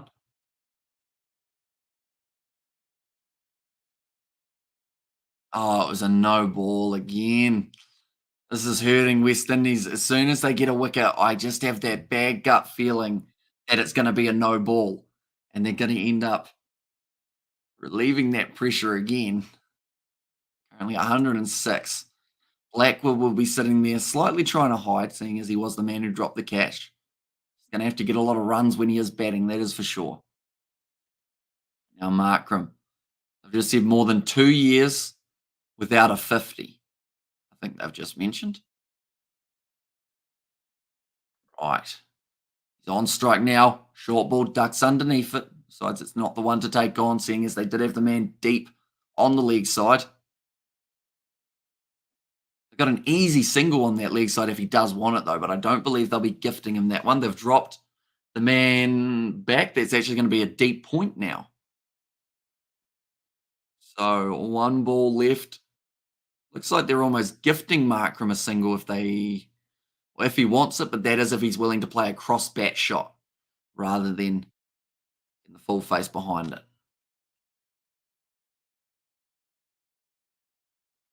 Comes Gabriel again. Final ball of the 30th over. Shorter tries to cut it away there, gets tucked up a little bit there, Markram, but that will be the end of the 30th. 107 for none. The West Indies still just trying to tick along and find that last wicket that they need, or that first wicket that they're going to need.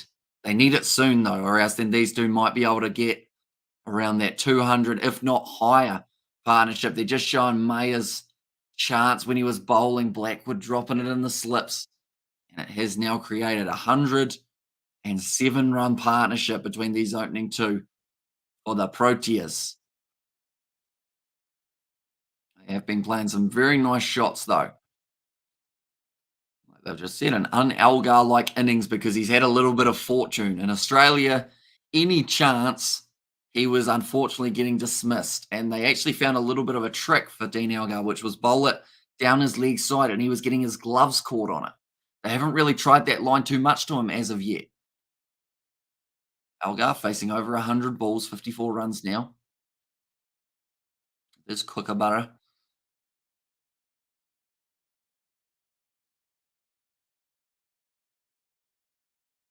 Where are the runs? I think cover drive's still relatively open. They've got their man at short cover, but if he times it well, he might be able to get it to his right-hand side. And also, anything on the leg side probably will be punished by Algar looking at the field set. Solid in behind it again for Algar. Willing to race towards that century. Just need to make sure that he's taken his time, patiently building towards it. The West Indies, they've actually already tried out 6 bowlers. They've had Roach, Joseph, Mayers, Gabriel, Holder, and Chase. They've still got the option of the captain, Craig Braithwaite, if they want to use him. I don't know whether or not they would in this type of scenario. Nice drive there from Algar. Hits it a little bit too square. Going straight to the man at backward point, Chandapal.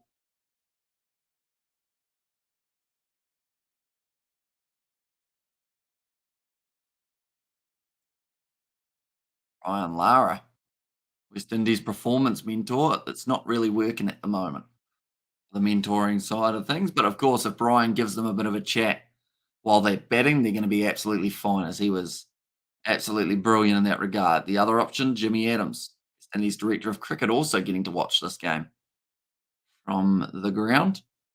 Pitched up, worked to the leg side by Elgar, which does mean he's left Markram 2 balls of this over to be able to get his half century or at least get a single of the strike or the next over. Once Markram does end up getting his half century or ends up being dismissed, it will be the end of this live stream. It is currently almost midnight here in New Zealand. They've got a nice early morning start, but we're hoping to do the first session of day 2 of this test match, ladies and gentlemen. That will be at 9 p.m. tomorrow night. Things will go well. If not, then probably either the second or the third session will be the one that we end up doing instead. But now Holder getting a bit of swing there to Markram. That was actually one of the first signs of swing that we've had in quite some time. 1 ball left. Markram cannot rush this. He managed to get himself the early 4 since returning from the lunch break. Ticking over well currently. Be impatient in the way that he approaches this.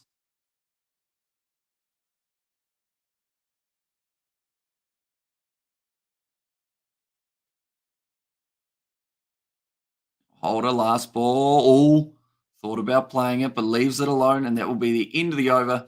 108 for none. I will mention anyone who is new, be sure to leave a like and subscribe to the channel. We've got plenty more cricket coming up in the near future for these two sides, the West Indies and the South Africans. South Africa, they won the toss, they elected to bat, and it has led to some very, very good scoring between these two at the middle.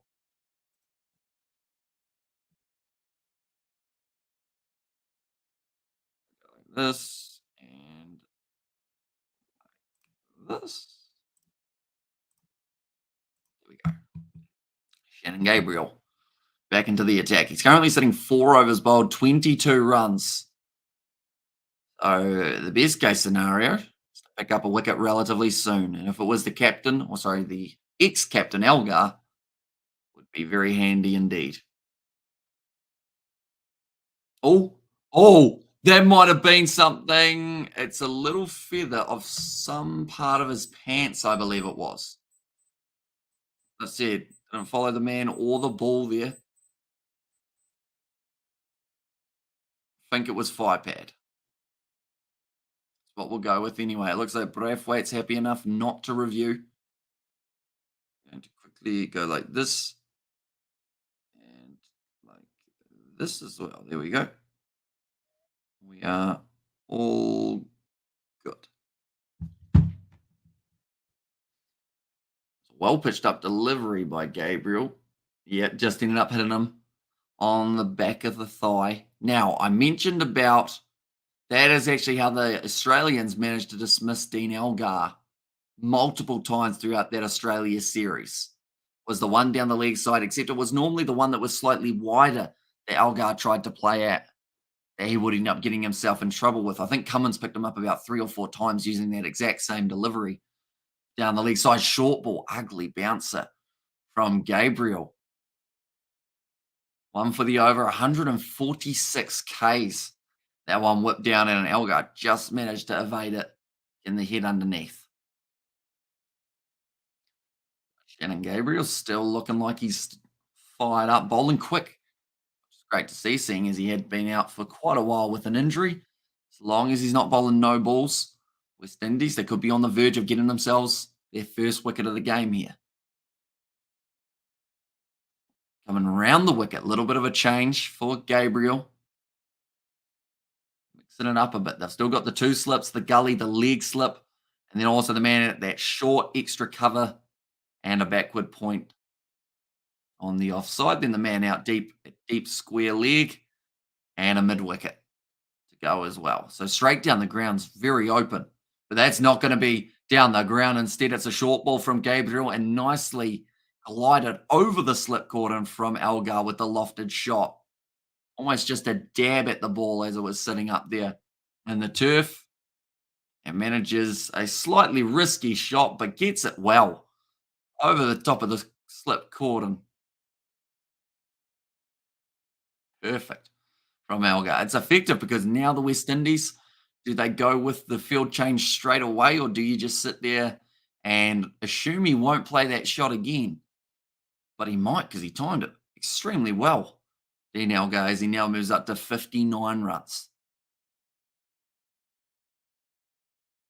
Markram still stranded at the other end on 48. Hasn't scored a run in the last few overs. Another short ball from Gabriel.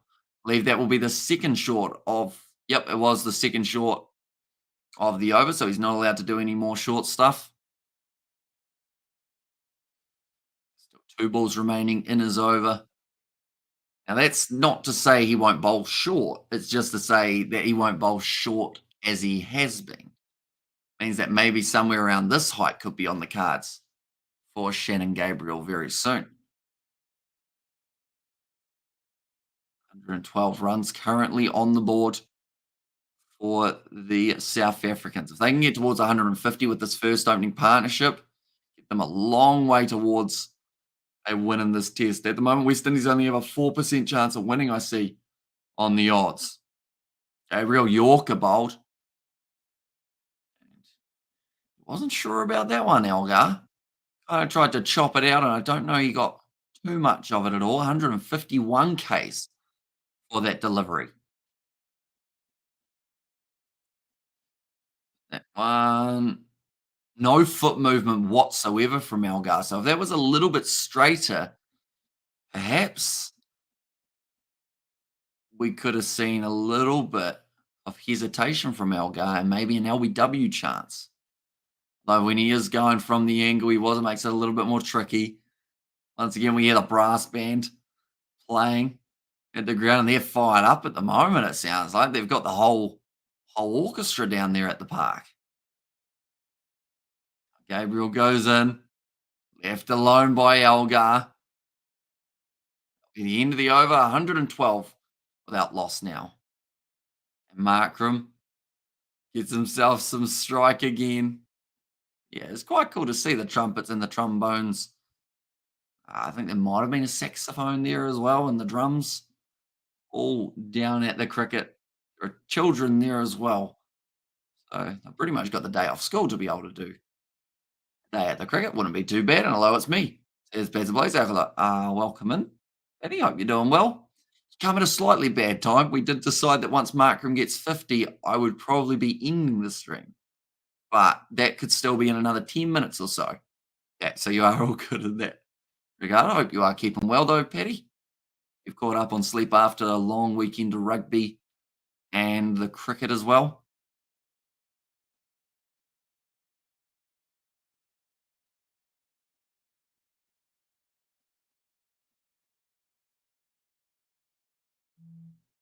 Okay, Markram doesn't like batting while the orchestra are playing. Oh, what a ball. Brilliant delivery. And great, well, I won't leave you. Oh, I won't let you leave, yes. Pads ablaze there. I'm not going anywhere for a little while. So Markram's decided that the crowd aren't allowed to play their music while he's batting, which I can kind of understand a little bit, but also it seems like, they're just creating atmosphere, aren't they? I come to your house and force you to stay live, says Badzer. Although you're currently in Palmerston North. So surely if I hear a knock at the door, I just end the broadcast and then we're safe, aren't we? 141k as a pitch to a run-up. Safe play bat. There's a snooze. 141k as a pitch to hit a run-up. Safe play bat. My brain slightly hurts after that snooze. I assume what you're saying there is it about the foot movement of Elgar, seeing as he didn't really get it forward for that last shot? Nope, I'm coming in, says Beds Ablaze. Yeah, but surely once I hear a noise, then I just click the button, don't I? Or is that not how it works? Unless you're already in. You're just under my table. Holder, nice delivery. Markram works it out. I believe they should get 2. And they do. Markram well batted. 50 runs off 90 deliveries. It's taken him a while to get to that half century. And by a while, I mean the last 2 years. Yeah, I'm bad for that, says the snooze. But he finally gets himself the half century on South African soil. Now he'll want to go on and get himself the 100. I'll kick the door down and turn it back on, says Pads Ablaze. Test match 50 to go with his 500s that he's been able to get in the past for Aiden Markram. Like they've said, he's got the game. I think it's like Brian Lara said, like cricketing at this level, everyone's capable, but it's whether or not you've got the mental toughness and the mental capacity to be able to do well. And now what you're going to do, Hamish, is beds ablaze. Well, I don't know if you're outside of my door or not, but some stage soon we will end up going. The thing is, once the live stream ends, I'll probably end up. I feel like I'll head straight to bed, to be honest. Probably should if I'm getting up early. George come around. That eye's still very bloodshot.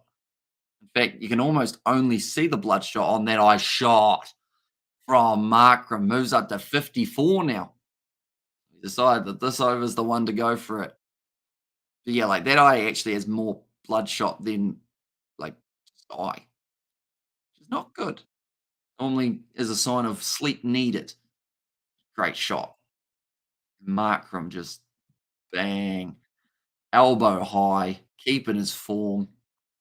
Fine, I do the live stream for you, said Fans of Lace. Maybe one day, eh? We've had a lot of collaborations recently since I kicked your door down, says Beds. You did it very quietly. Are you sure you didn't like kind of like pick the lock rather than kicking it? Unless you're wearing like slippers or something, so it's hard to hear. Socks. Maybe you took your shoes off. Good, says Eleanor. And there as well. 33 overs down. 118 for none now for the South Africans. Algar and Markram both bringing up their half centuries. The batting lineup still goes pretty deep. Dezorzi on debut. Next man to the crease. Then it is Bavuma, the new captain. Peterson back in the side. Klaasen, Muthusami, Janssen, Rabada, Nokia, and Coetzee. So pretty solid. Like these two can get a lot. There's only one way. That's full power. Says Beds Ablaze.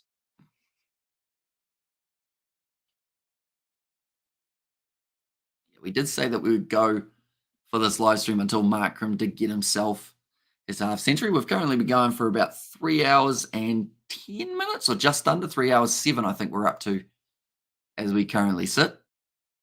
Past midnight here in New Zealand.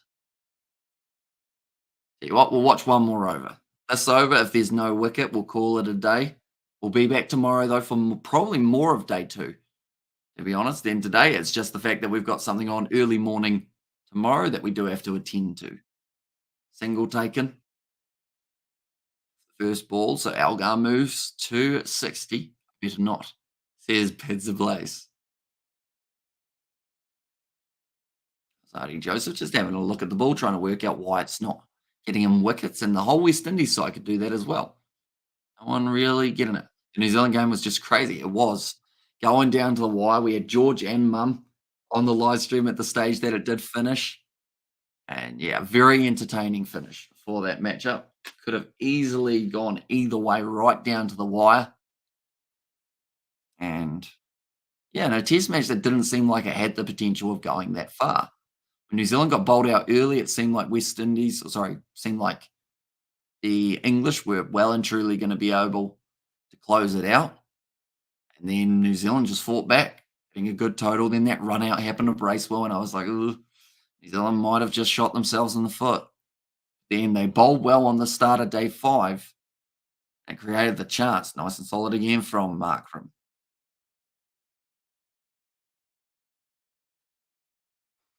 So 89 miles per hour, so still getting it down at decent speeds here for the big man, Shannon Gabriel, back in the side. He didn't actually go on the Australian tour. Oh, it's another no ball. Okay, Gabriel's really not getting the front foot right, though. Not ideal. And never came out the Kiwis. They'll fight till it's over. Says Beds Ablaze. Right, Shannon Gabriel. We've had 6 no balls bowled so far from the West Indies.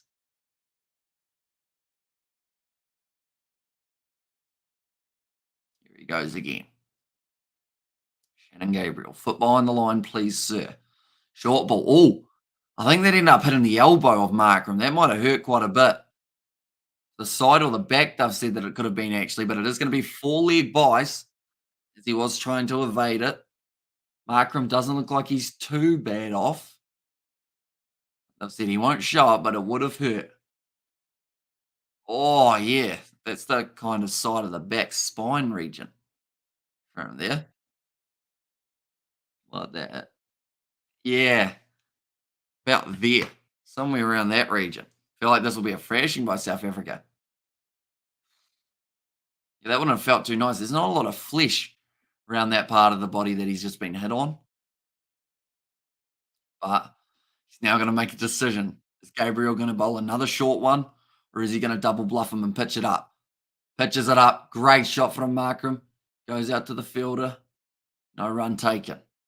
Good work from the West Indies, not allowing Markram to get off strike. Still keep him thinking about that blow that he took not too long ago.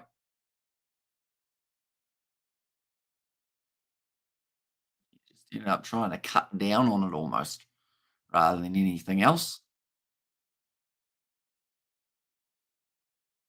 Just checking to see if my phone was on charge, which it is, but also how much charge it had. 230 will hurt, says the snooze. Like if these two bat for ages, after they could have had the partnership broken at about, to be honest, about 23 runs shot. That is brilliant from Markram moving up to 58. Talking about that area, just imagine a shoulder into the rib cage. There's pads ablaze. Yeah, doesn't feel great. I can tell you that. They're always very tough. Those rugby players. 19-4 so far in the innings. We've got 2 balls left that we are covering today. I do apologise that we are cutting it short of day one, but like I mentioned, we have got stuff on early morning tomorrow that probably shouldn't be too sleep deprived for. But going to be covering some more of this test match definitely before the end of it. Day 2, we're hoping to do a session or 2, maybe 3, depending on how the day looks. And it wasn't. I had to feel. It wasn't. I had to leave field. Says Pat Blaze. Oh, nice ball outside of off stump. A little bit more effort from Gabriel there. How many Ks was that one? I don't think they have actually got the speed. Oh, there we go. 146 Ks. It did look relatively quick from Gabriel over the 90 miles. Last ball that we are doing for today.